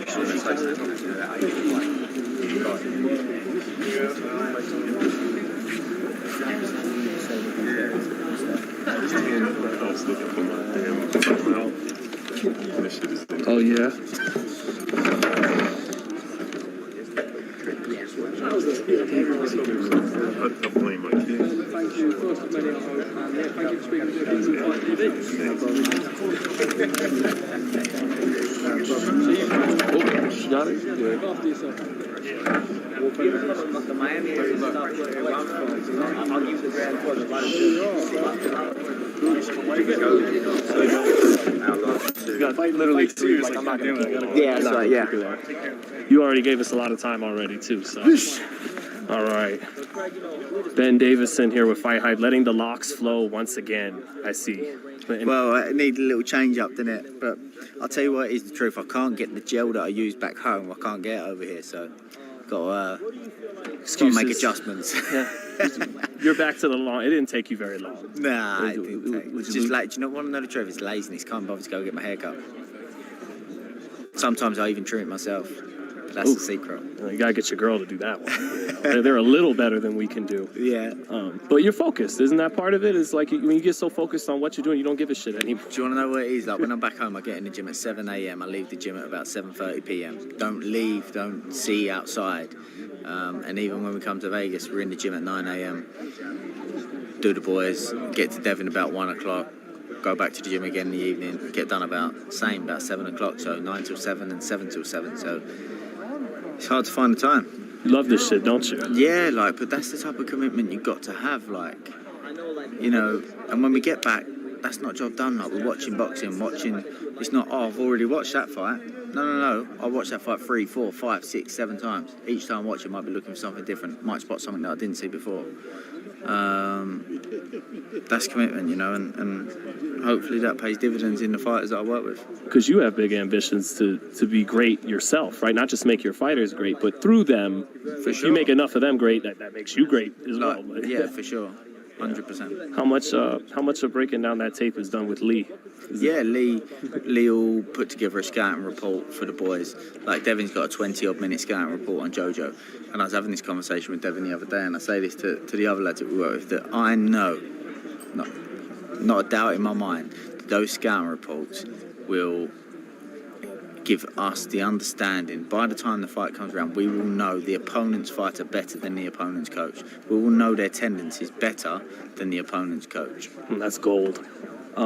Does Bill?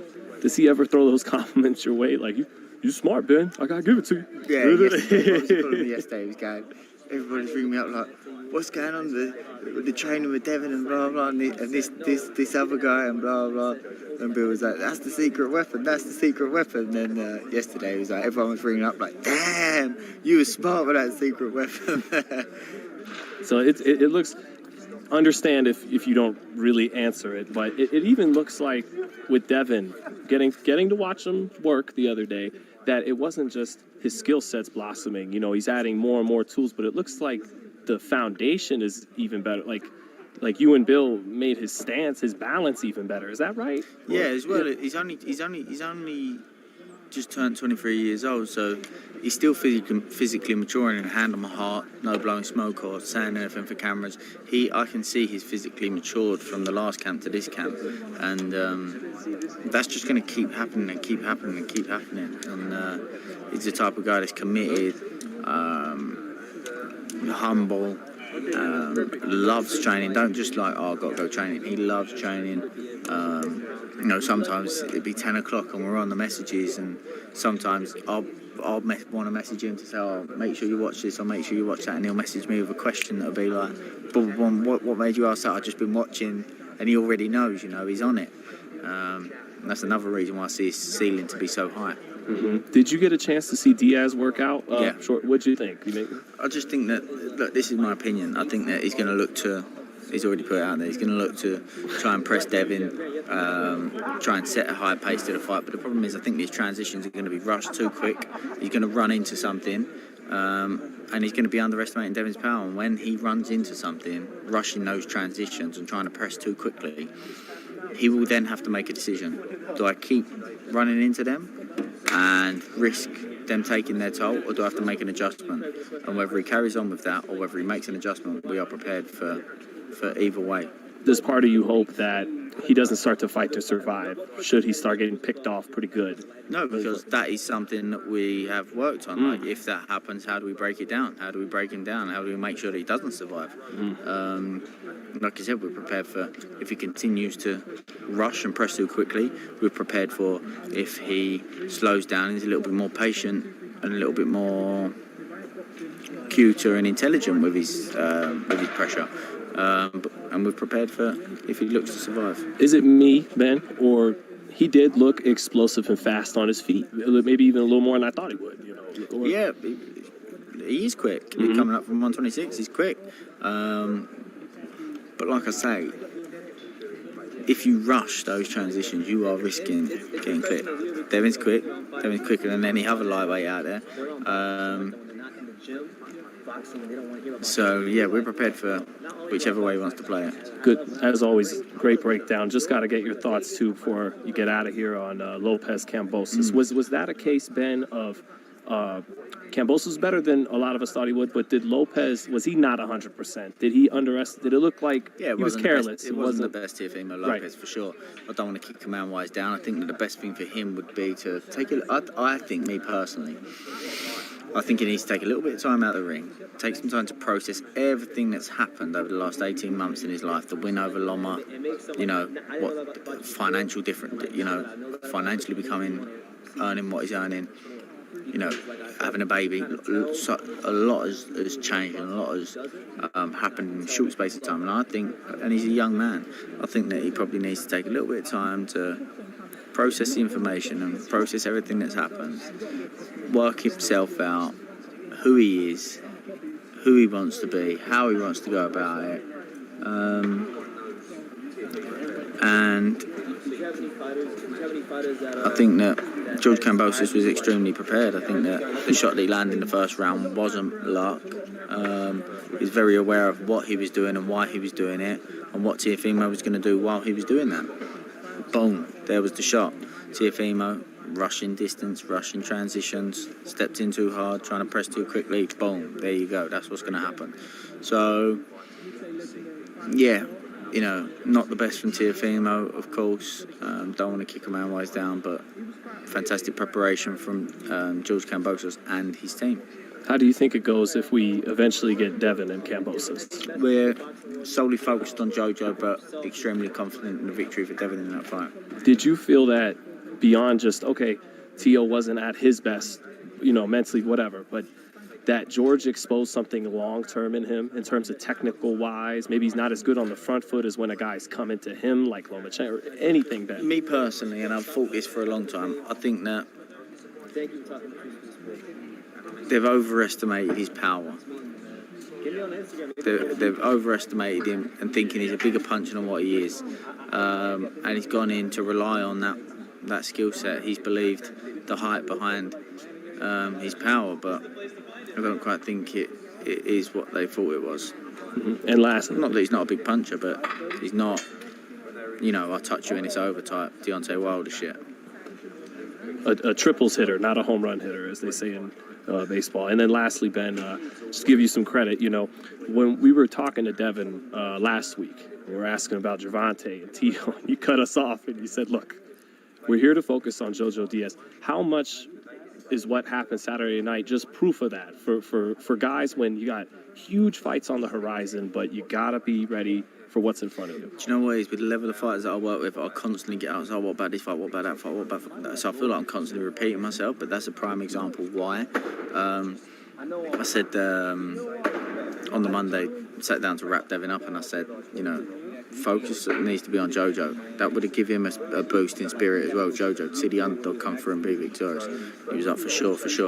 Then I heard Eddie mention today, I spoke to Bill and Devin, the night of the fight, and Devin straight away said, full focus on Jojo Diaz. So that was a great relief, and Devin's on it. We got to ask. That's all. No, for sure. But thank you, Ben.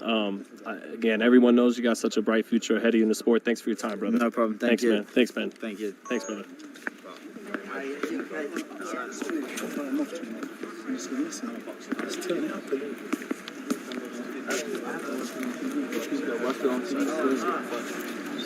Yeah. Do you need to interview Eddie? Because we're going to kick media out at 5:30. That'd be great. Okay, so you can hop in line with them. Okay. So it's you, so Dev, Dan. So it'll be now the 4 of you. So just share time because it's 6. They're gonna Just let them know that. Oh, I did. Okay. Thank you. Thanks. I know Andy only does a one-on-one, so me and us will just tag team as a duo. Yeah, that works. Just to get the. Thank you. I love George Kambosos. I love his. Thank you. And we'll see what happens. But, when I said I believe that, all right, guys, for you tuning in, we are just waiting on some time with Eddie Hearn, and that should be the last interview before we get out of here. Thanks for tuning in. What do you do?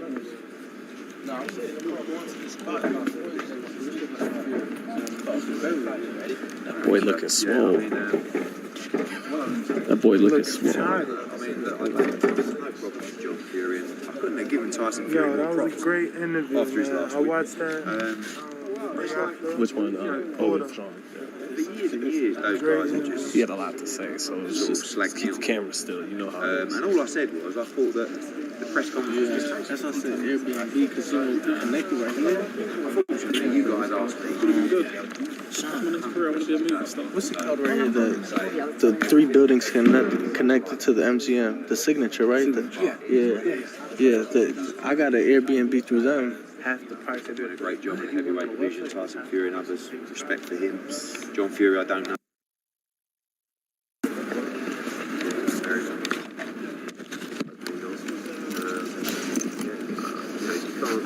You can't give everybody.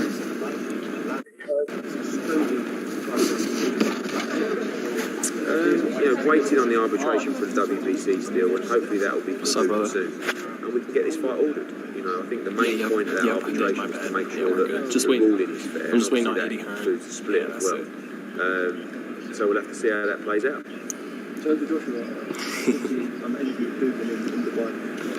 Okay, we doing good. Cool.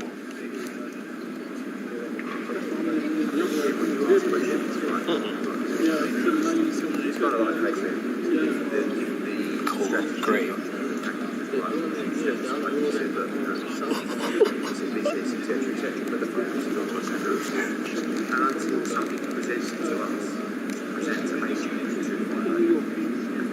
That was good. I like that. I like that.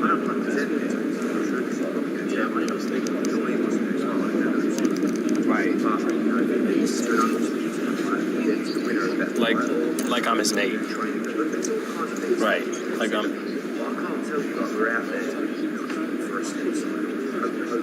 Okay. Well, all right. Well, I'll just wait. Craig, have you gone to Salas? Have you gone to Salas gym? Oh yeah, that's the Cool. one.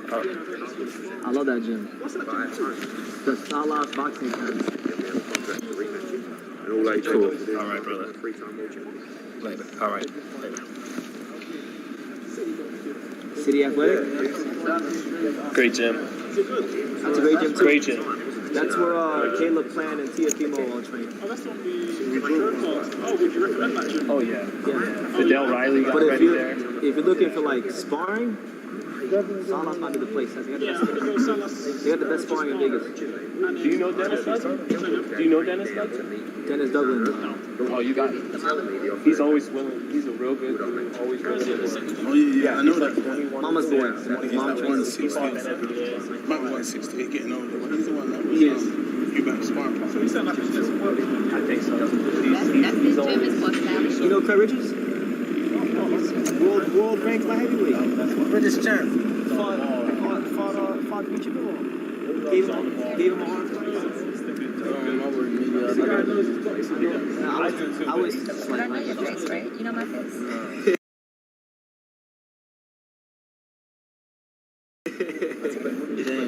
Dave. Daniel.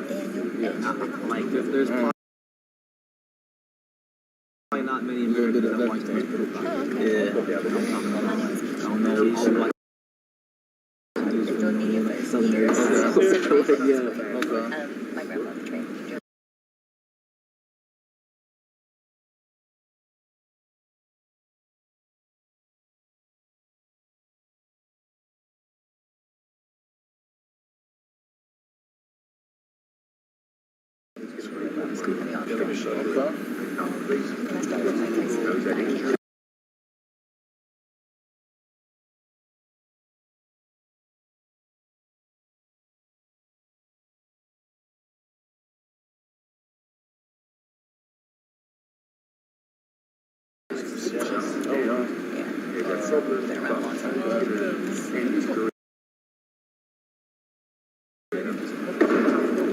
He boxed Benavidez, he boxed George Rose, he boxed thanks. William, Marshawn Lynch, Kenny DeVille.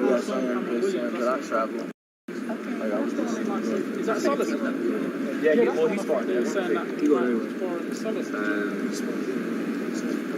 We established it. Sahara Justice. Ismail Salas, trainer. Ismail Salas, right. Okay, got you.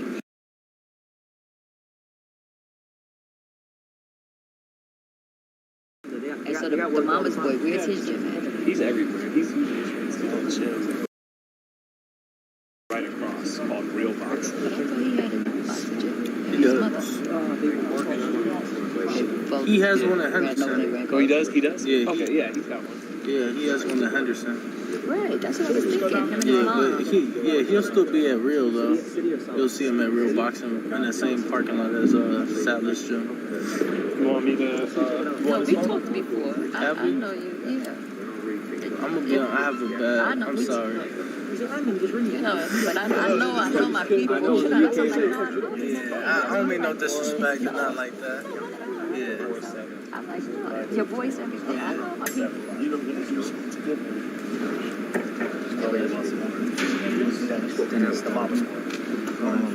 Oh, this is the mama's girl. Yeah. Can I shot him? Yeah, call him. Give him a call and say that I'm in town. If he doesn't know who you are, say I'm this, that, and the third. And knowing Dennis. Okay, all right, Yeah, I mean, that's you know, that's right. It's a bug bite. Yeah, no. He said when he saw you, he's gonna spark out. I'll go get some drugs tomorrow. See how it feels. See how it feels. That'd be cool. Like I said, man, I know you're going to LA. No, Like I said, if you ever come down to the Miami area and you need some I'll find some work for you. I want you to come when I do the movie. Just like I know we keep saying Instagram and all that, but I'm on TV. We have, Just so text me. like, the South Florida area where I'm from, it's 3 counties. Right, just text me so I can have your name right there, because I do everything by text. Who's water? Setback, you know, I go setback. Come down to this thing, you know, I do everything text. It's there, it's there. Keep telling me, go to my Instagram, I'll forget by the time I get there. Right.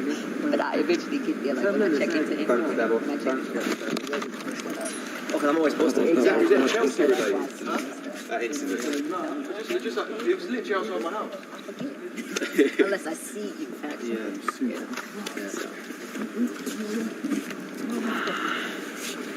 Give me one.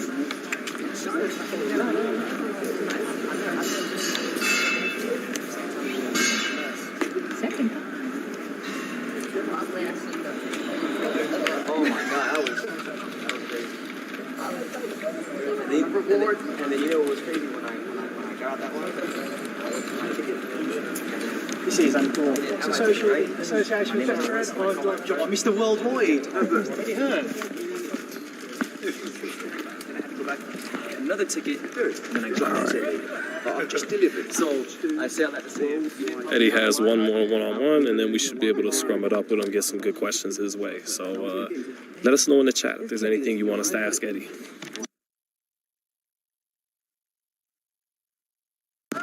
Really short. You want one or two? I'll have one this week. Huh? Yeah, you want one, please. I'm good. Daniel got it.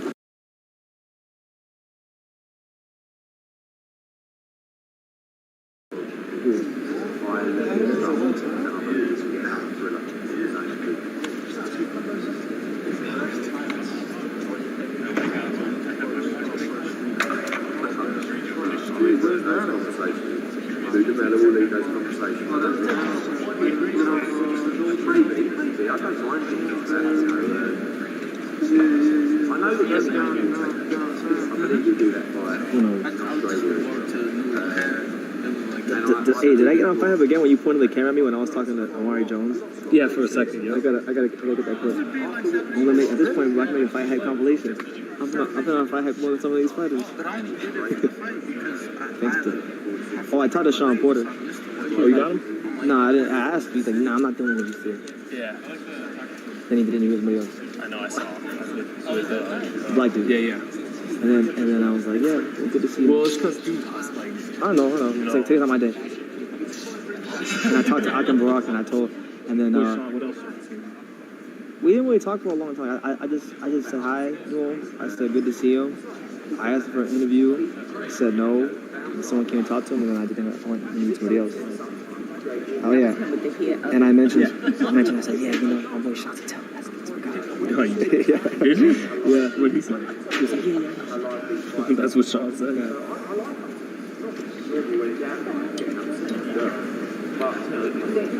No, absolutely, he is. I'm not. Absolutely not. He's gonna give me the same way he did. Maybe I will interview him. I'm not gonna ask him from the boxing if I interview him.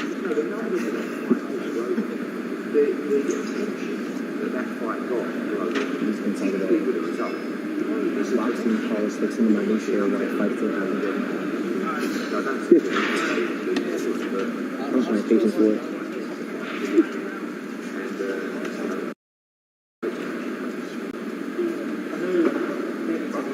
I was talking to Barack because I haven't seen Barack in 4 years. And one of the guys from his uncle like me, he knows I'm like Canelo, so he asked Barack right in front of me. He's like, "Oh, so you a Canelo fan now?" And I'm like, I mean, I respect him. He's a great fighter, but I'm not willing to myself. He's like, "You know a fan Canelo? How you know a fan Canelo?" I'm like, "Cause he conducted to be Chris Andrew. That's why he didn't fight him." Barack, so like you know, two guys that got his own, like the black dude and like the Spanish looking dude. I don't know, they're not here anymore. But I'm saying earlier, they work for the network that's putting on the fight. black guy as well. I know him a little bit.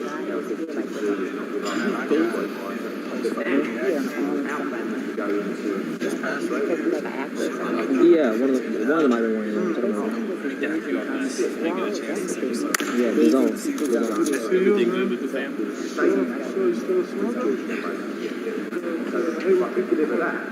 I'm not a quitter.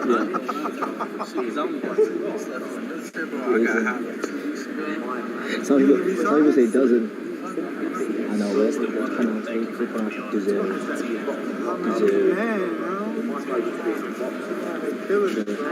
Everybody, I'm still in bed. People make contact. Happy though, I got some good stuff today. One with Montana. Montana Low?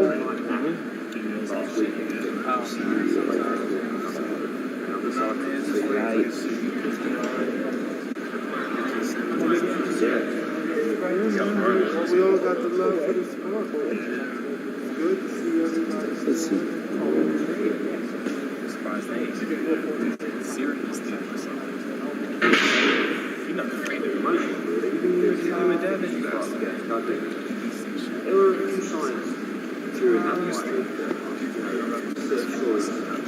Yeah, like a dude. Man,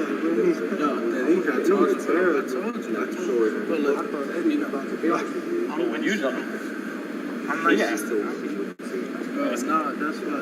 why we call Mauricio after. I want Mauricio. That's why I can't. Bro, I think, bro, remember, I don't think you were in that scrum. I think it was Ron. And I heard Ron trying to ask him. People kept talking over him. And then I told Ron, I'm like, well, you don't get your fucking question out. Because I knew where he was going with it. Bro. All right. When he was interviewing, I seen it. He was, and then you started talking. Yeah, it's a scrum. Bro, hey, Mauricio up. I think I titled that like Mauricio attempts to justify WBC franchise. Attempt being the key word. Bro, it's terrible. That's why I put it up right now. Like, bro, I literally put up my phone, went on the WBC. He's going in circles with the whole franchise thing. Mauricio? What he really wants to say to you. Non-transferable. Now everybody's getting it. He wants to. God damn it! I'm trying to find a way to get 3% off all. You know what I did? Well, hey, you see Mauricio, you know, he got a big belly. You need them sanctioning fees. No, the WB. God damn it! Stop fucking it up, okay? Shut up. You know what I did? Women don't pay sanctions. Really? They don't? I don't know if I believe that. I'm telling you. Nah. Jessica McCaskill trying to tell me. All money is good money from Mauricio. They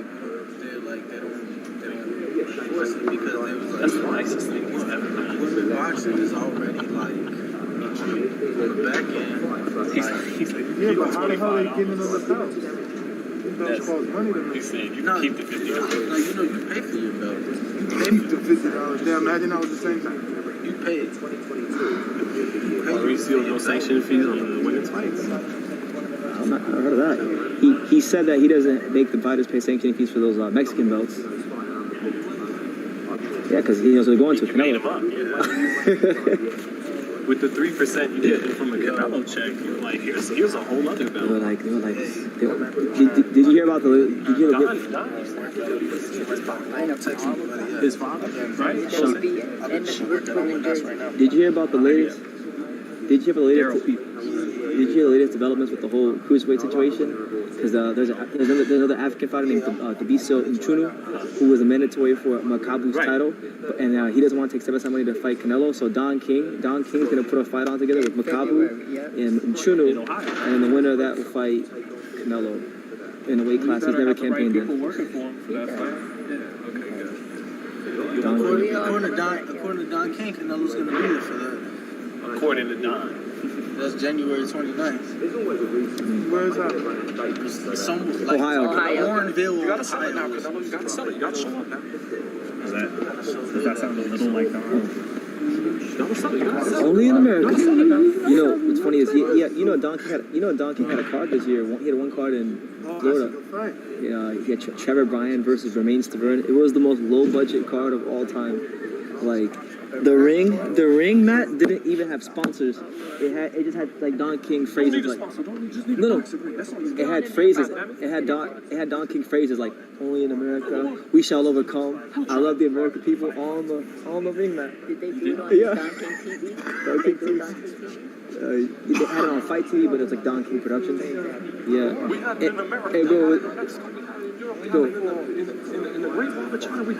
It was Trevor Bryan versus Jermaine. Oh, really? Did you and Valerie ever work alongside each other? It's different. No, age. She's older. Yeah, she's way older. She got like 10, 15. But I started with him way before. She came in. 02, she said 02. Yeah, I started when I was in the 80s. You know. I know my. Gee, we can respect you. I'm letting him really have to fail on my feet.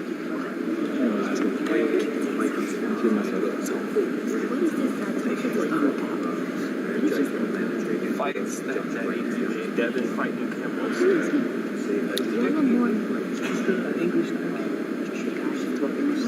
Oh no, the interview? No, the interviewer. Yeah, he works for Boxing Social, like one of the biggest channels in the British. Damn, the British. Boxing Social.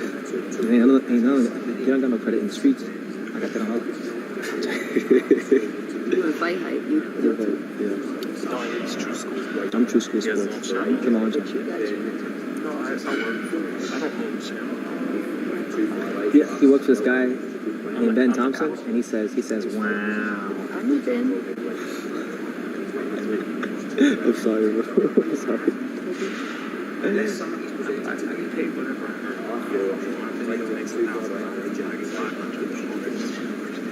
So it's basically commission. That's a pretty easy He's set for life. He's set for life because he didn't Mike Tyson. That might maybe someone. He didn't Mike Tyson somewhere. What other spots we could go eat? They got like 1.6 million. West Heyday.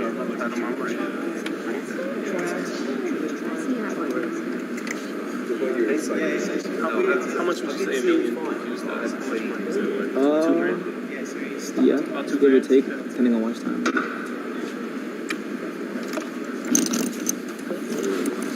So we'll be retiring together, all of us. But I am. I'm never retiring. I don't know. I don't expect to retire. But if I was, it would happen already. You just started. This is year 6. 5-6 years ago? Yeah, that was like year 1 or 2. First started. That seems like so. It's funny. It seems like it doesn't seem like long ago, but it is long ago. Because I've been out here 6 years and it don't seem like that long ago.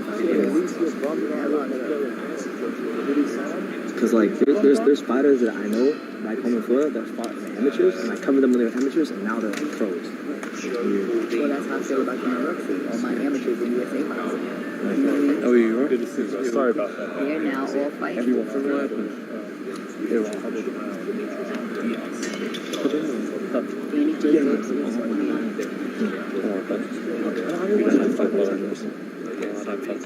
Okay. The silent assassin. See, that's what I do. That's the ones you watch. Everything good? Everything's good. You like my political statements? I like so. I mean, when you watch it then, you think, fuck.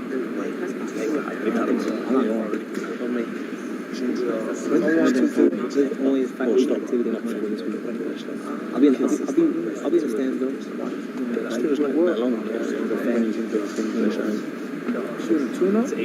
I'm making videos for my seats. I go to fights. I get more views than I go to fights. My friend, I have a friend. My friend Johnny.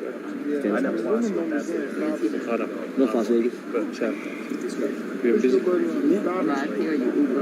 Well, no, Sean's not too far from me, so Sean, if I come to this, Sean will normally pick me up, and I'll come. And if Sean doesn't, if Sean can't pick me up, I'll Uber. Sean gave me his manager. It's the first day of Sean's and Tell. Well, excuse me, November. It was a great Tell. Another break. Yeah. You boys doing Jake Paul against Isaac? Yeah, Sean Gibbons is the guy that works for Manny Pacquiao Promotions, and manages like a bunch of foreign fighters, Filipinos and Mexicans. John Casimiro. Casimiro, yep. Casimiro, Joe and Cajas. I don't know if you know him. Joe and Casimiro? Yeah, he is. He's fighting Stephen Butler. I was writing a reality show about him. Casimiro? Yeah, I met him. He spars like real spars. All right. Sorry. The last one? Yep.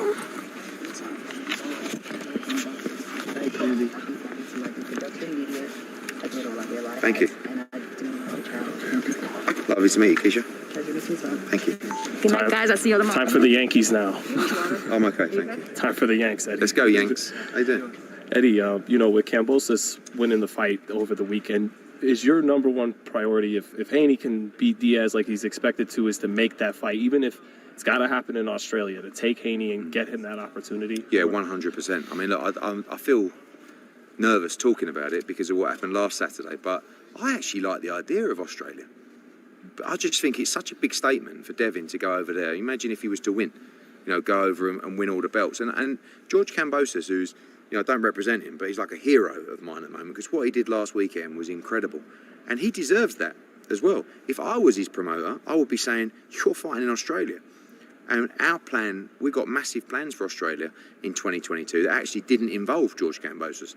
But if we can be part of a historic fight like that, it would be massive for us. And we just need to see him come through Jojo Diaz. It's a tremendous fight, but I really believe he's going to shine on Saturday night. I think he's going to stop Jojo Diaz, and I think it'll be a major statement. Yeah, I mean... Is there a launch date for the Zone Australia? No, our plan was probably around sort of June time next year. We're slowly building our stable. I mean, Brock Jarvis was a big signing for us. Dempsey McLean, 20-0 heavyweight. Ebony Bridges, of course. Sky Nicholson's turning pro soon. Hopefully we get her. And of course, you've got Liam Paro, you've got Tim Zhu, guys that aren't with us. But it's really, Australian boxing is flying high. And it's just moments like last Saturday that can just change a sport in that country. And Kambosos is king right now, and he deserves all the praise he gets. Eddie, you saw Ryan Garcia want to throw his hat in there. Pay-per-view dollars are always there with Davis in the division. Why do you think, how confident are you can lure George to Haney instead of those other options? Well, I think it's all about money, isn't it? We have to get the right package together. But I do think it doesn't matter how you want to dress it up, right? To be undisputed, every governing body needs to call you the undisputed champion. And as a franchise belt holder, the other governing bodies will not accept you as a unified or an undisputed champion.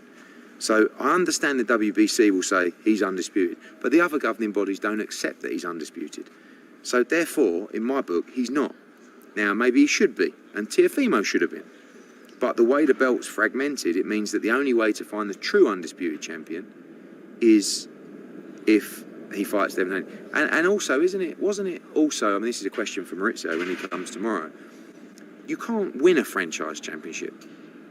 Isn't that right? Originally, it's supposed to be non-transferable. Yeah. Was that right? They changed the rules as they go. Right, okay. Initially, it was non-transferable. Now you can request to win it if you're fighting the franchise champion.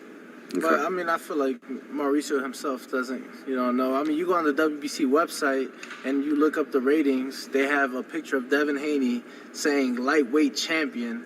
And then under, it'll say, like, WBC franchise status, and then it'll say George Kambosos. The truth is Devin Haney is WBC world champion. Like it, don't like it, whatever. And hopefully this fight will start allowing him to get the respect. Don't forget, he chased Lomachenko for the mandatory position. He didn't want to be given the belt as interim champion. But these are the kind of fights that will give him the respect to say, okay, he's going out, he's fighting the best guys in the division. And this is a big win for him. But I think you guys, look, I love Mauricio, right? He does a lot of good stuff for the sport. But I think this is the time to actually say to Mauricio, stop saying it's undisputed. We've got a chance here to actually make the undisputed. Devin against George Kambosos.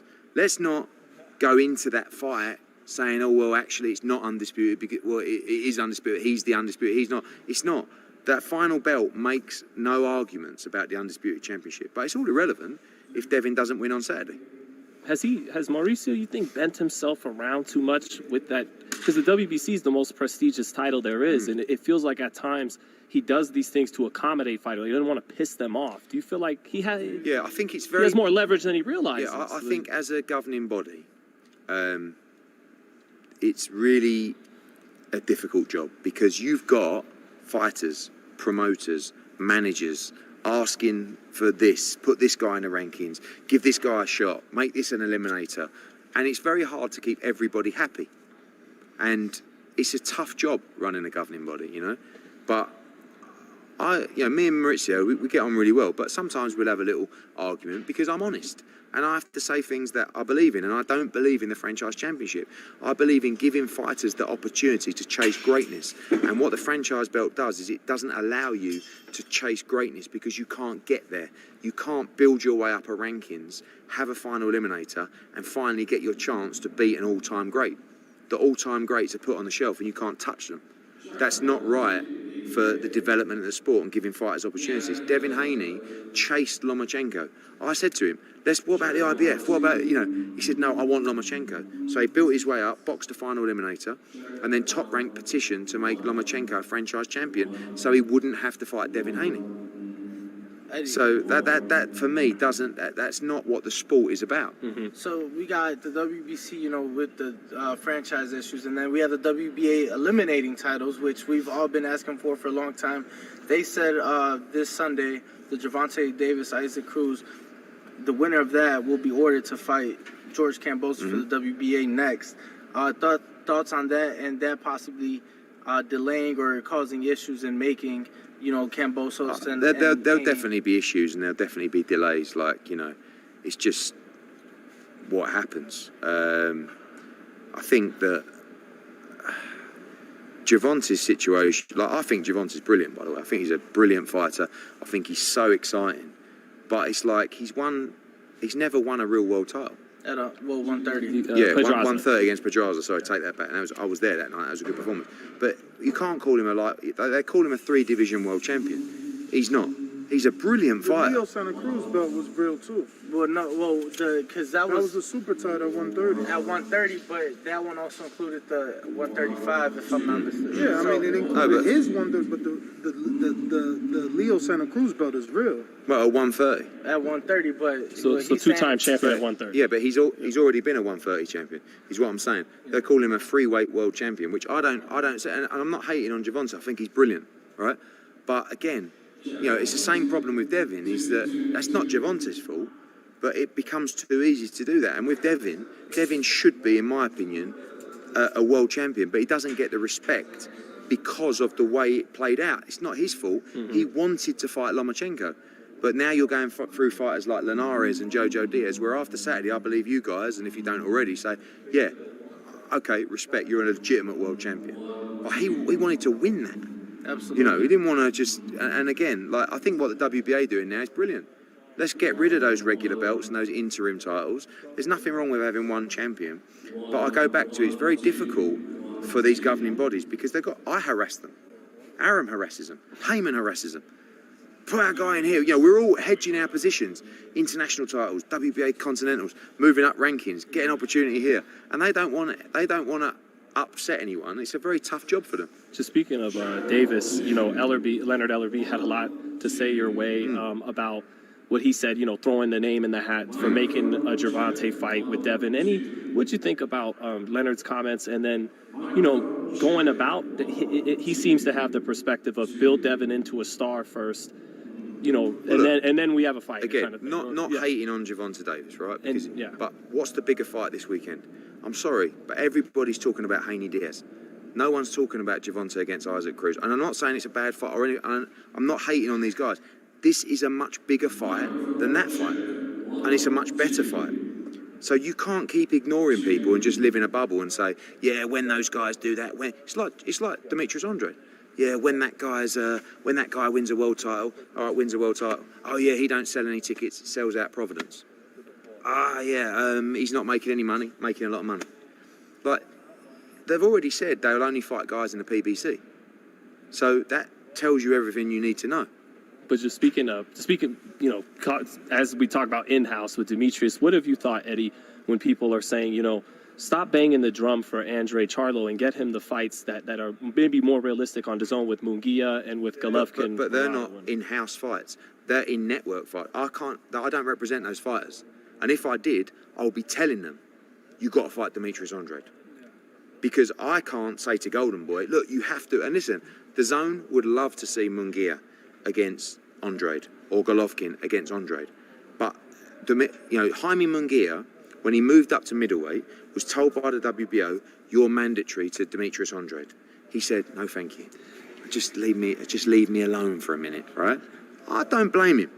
Let me have a couple of fights at 160. What's he had, 4 fights at 160? Yeah. Now they've gone back and said, you're mandatory. And he went, I'll fight an eliminator against Derevyanchenko. Why? When you can fight for the world title on our platform. Do you know what I mean? So it's incredibly frustrating. But when they say, don't worry about your other guys, look at your in-house guys. I don't have any in-house guys at 160 to fight Demetrius Andrade, right? Why do we have to look in-house? Why doesn't Charlo say, I want to unify? He's a 32-0, brilliant American world champion against a 31-0, brilliant American world champion. Both of them were champions at 154. Now they're both champions at 160. It's a mega fight. Makes sense. Right? Yeah. And I mean, obviously there's a bit of animosity and a bit of, they've had their back and forth in the past. So I think that fight... It's a big fight. Yeah, absolutely. It's a pay-per-view fight. And Demetrius don't outprice himself. Listen, Charlo against Derevyanchenko was on pay-per-view. Yeah? Yeah, so, but it was with the brother. No, but that was main event. Yeah, I know, but they gave you both brothers on pay-per-view. Mate, Something we've never listen, got. we'll do it again then. Do it again. And remember, the first but Harrison was on. Charlo, who cares? Charlo against Andrade is a massive fight compared to what they've put on there. And I bet the money's the same. Yeah? So you've put that on pay-per-view. Why not put this on pay-per-view? Eddie, yesterday the WBO mandated that they ordered. Oh no! How convenient. Johnny Beckham to fight Demetrius Andrade. Will that interfere with the Charlo situation? Of course it will. And how convenient was that? Yeah. We write to the WBC, who have the ability, by the way, within their rules, as the only governing body that has that in their rules, to order their champion to fight another champion from another division, another governing body. Yeah. No One day later, you got a mandatory from the WBO against some guy I've never even heard of. No disrespect the president, though, he took a side. He said he wasn't going to mandate any champion anyway. Paco came out on his Twitter and said Paco can't because it's not in their rules. It's in the WBC rules. They can order a mandatory for their champion against another champion. Now, how would this situation be different from Adonis Steven and Sergey Kovalev? That one was WBC, one was WBO, and then when Al won the purse bid, Kovalev, Kathy Duva stood on HBO. They didn't do the fight with Adonis. I have absolutely no idea what relevance that has. But what I do know is... the same WBO and WBC. But what I'm saying is what we're doing... Yeah, but what we're doing is we're asking the WBC to order that fight, yeah? That's what I'm saying. That's who ordered it. That's history. Yeah, but Paco then has the right to say we approve that or we don't approve that, okay? But we wrote to both governing bodies and said, Maurizio, please order Charlo to fight Andrade for the good of boxing. Paco, just to let you know, we've written to Maurizio Suleiman. If he orders that, please accept that as for the good of boxing. 48 hours later, we get another mandatory put on us. Right? For a guy, no disrespect to the guy, he's a good fighter. I know he is, I'm being facetious. But come on, who wants to see that? No one. So now I'm in the situation where I've got to get creative. I don't know what I'm going to do yet. Maybe Andrade moves up to 68 and becomes mandatory as the WBO world champion. But we've got to do something because we can't go and fight that fight again. Lastly, is Canelo Makabu going to be on DAZN if that actually is? Listen, I will be doing everything I can to get Canelo Alvarez back on DAZN. And not even just for DAZN, to match him. I mean, it's a dream to work with a guy. Makabu, Gennady Golovkin, Dimitri Bivol, a fight in the UK.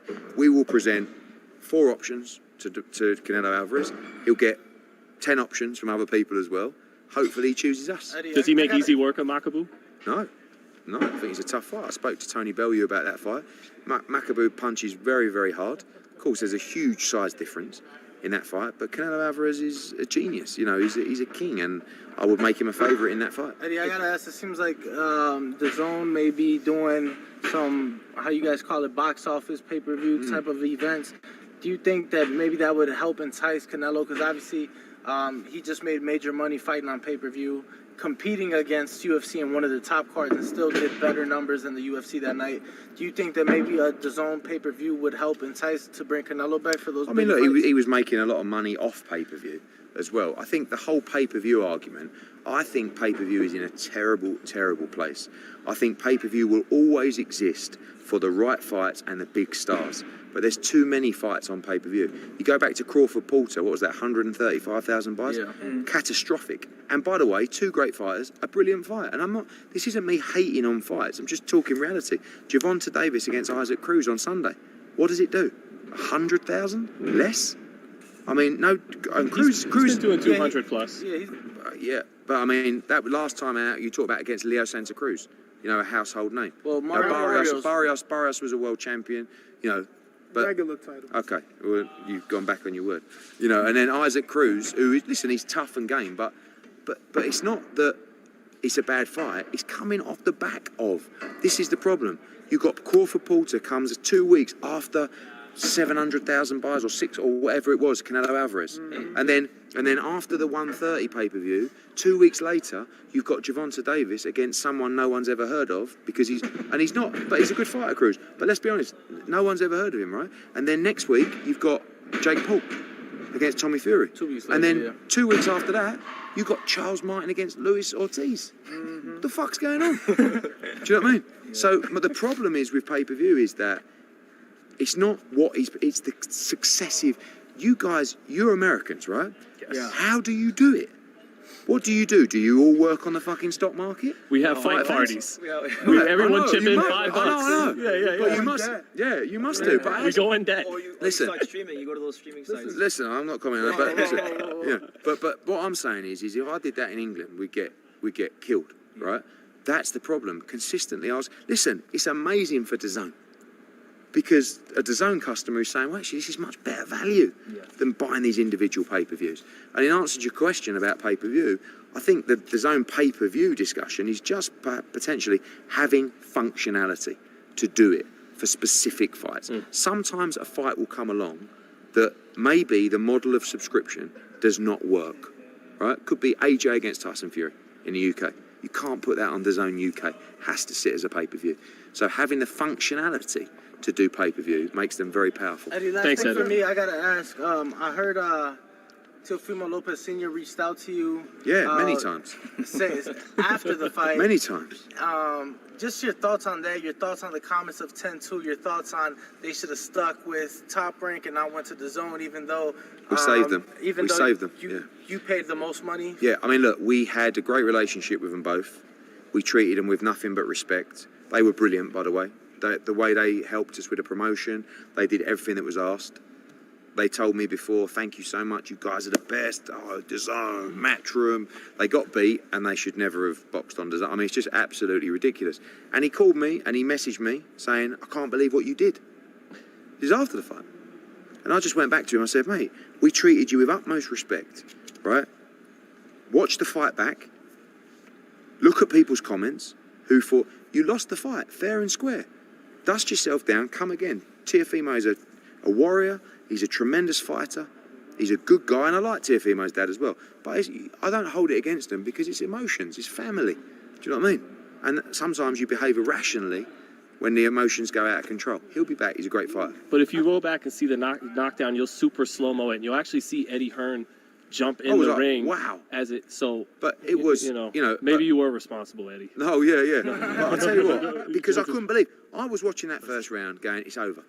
He's going to stop him in the first round. I was kidding about it. I was saying you got in the ring. No, but what I did do. He wants us to cut it, so I got to cut you. My last question is, how probable is it for Lou DiBella to leverage Kambosos for a network deal? I was speaking to him on my show yesterday, and that's all he's talking about. He's like, why can't DAZN open the floodgates? I don't want to talk to Eddie. I want to talk straight to DAZN. I want to talk straight to Showtime, straight to Fox.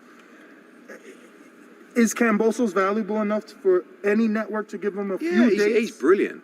But It's not about giving Lou DiBella dates. It's about getting, it's about the right options for George Kambosos. Now, unfortunately, people have network deals and therefore there's no additional dates available. So DAZN aren't looking to suddenly do 3 more shows a year. They've got to deal with Golden Boy and they've got to deal with Matchroom. Now, if you want to fight on DAZN, you have to go with one of those promoters. If you want to fight on Showtime or on Fox particularly, you'd have to go with PBC. If you want to go on ESPN, you have to go with Top Rank. So it's not that George Kambosos isn't worth a network deal. Of course he is. But certain promoters hold the dates. So no network at the moment, in my opinion, is going to come on and invest in 3 or 4 more dates for a fighter. Not just George, anyone. So, look, but Lou knows what he's doing. Lou's very good at what he does, and he's in a great position. He's going to make a huge amount of money, and he's got a great fighter. Hopefully, he decides Devin Haney is the right route for him, and it's going to come down to what George Kambosos wants. That's the most important. He specifically said his friends at PBC, and I said, friends Yeah, now, really, Lou? yeah, And we yeah. laughed. Yeah. So he said, yeah, communications are back open. Do you believe Tank and Mayweather team take a Kambosos fight? Yeah, for sure. But listen, the fighter's the boss, right? It's going to come down to what George Kambosos wants. He's earned the right to call the shots, and hopefully he chooses the undisputed fight with Devin Haney, if he gets through on Saturday. Thank you, Eddie. Thanks, Eddie. I got one more question. You mentioned getting creative with Demetrius Andre, mentioning him going to 168. If he does go to 68, would Canelo be one of those options that you consider making the fight for him if you went up there at 68? Possibly. I mean, he could become mandatory to Canelo Alvarez, but at the end of the day, Canelo wants to fight Makabu. He wants to fight the champions. Yeah. I don't know. Because it'd be a great rivalry fight. They had a lot of history. Of course, yeah. But Canelo's not going to. Canelo's ducking no one. Let's be honest. He'll fight anybody, but he does want to fight the champions. But if a fight out there makes sense with Demetrius, would he look at it? It's a question for him. But right now, I like Canelo Alvarez trying to become undisputed at 75. At 75. So Dimitri Bivol, Joe Smith, Beterbiev. He can do that. And if he becomes undisputed at 175 as well, and maybe throw in a little cruiserweight fight as well, that the guy's chasing history and legacy, and he's going to do what him and Eddie Reynoso want to do. Thanks, Eddie. All right? Thanks, Eddie. Okay. Appreciate it, man. Thanks, Frank. Thank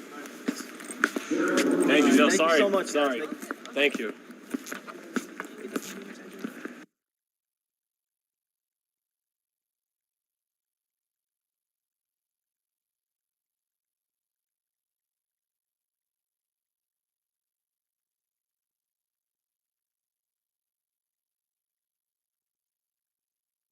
These guys don't want to fight Demetrius Andre, and Eddie doesn't want to mess with his business interests. That's what I got.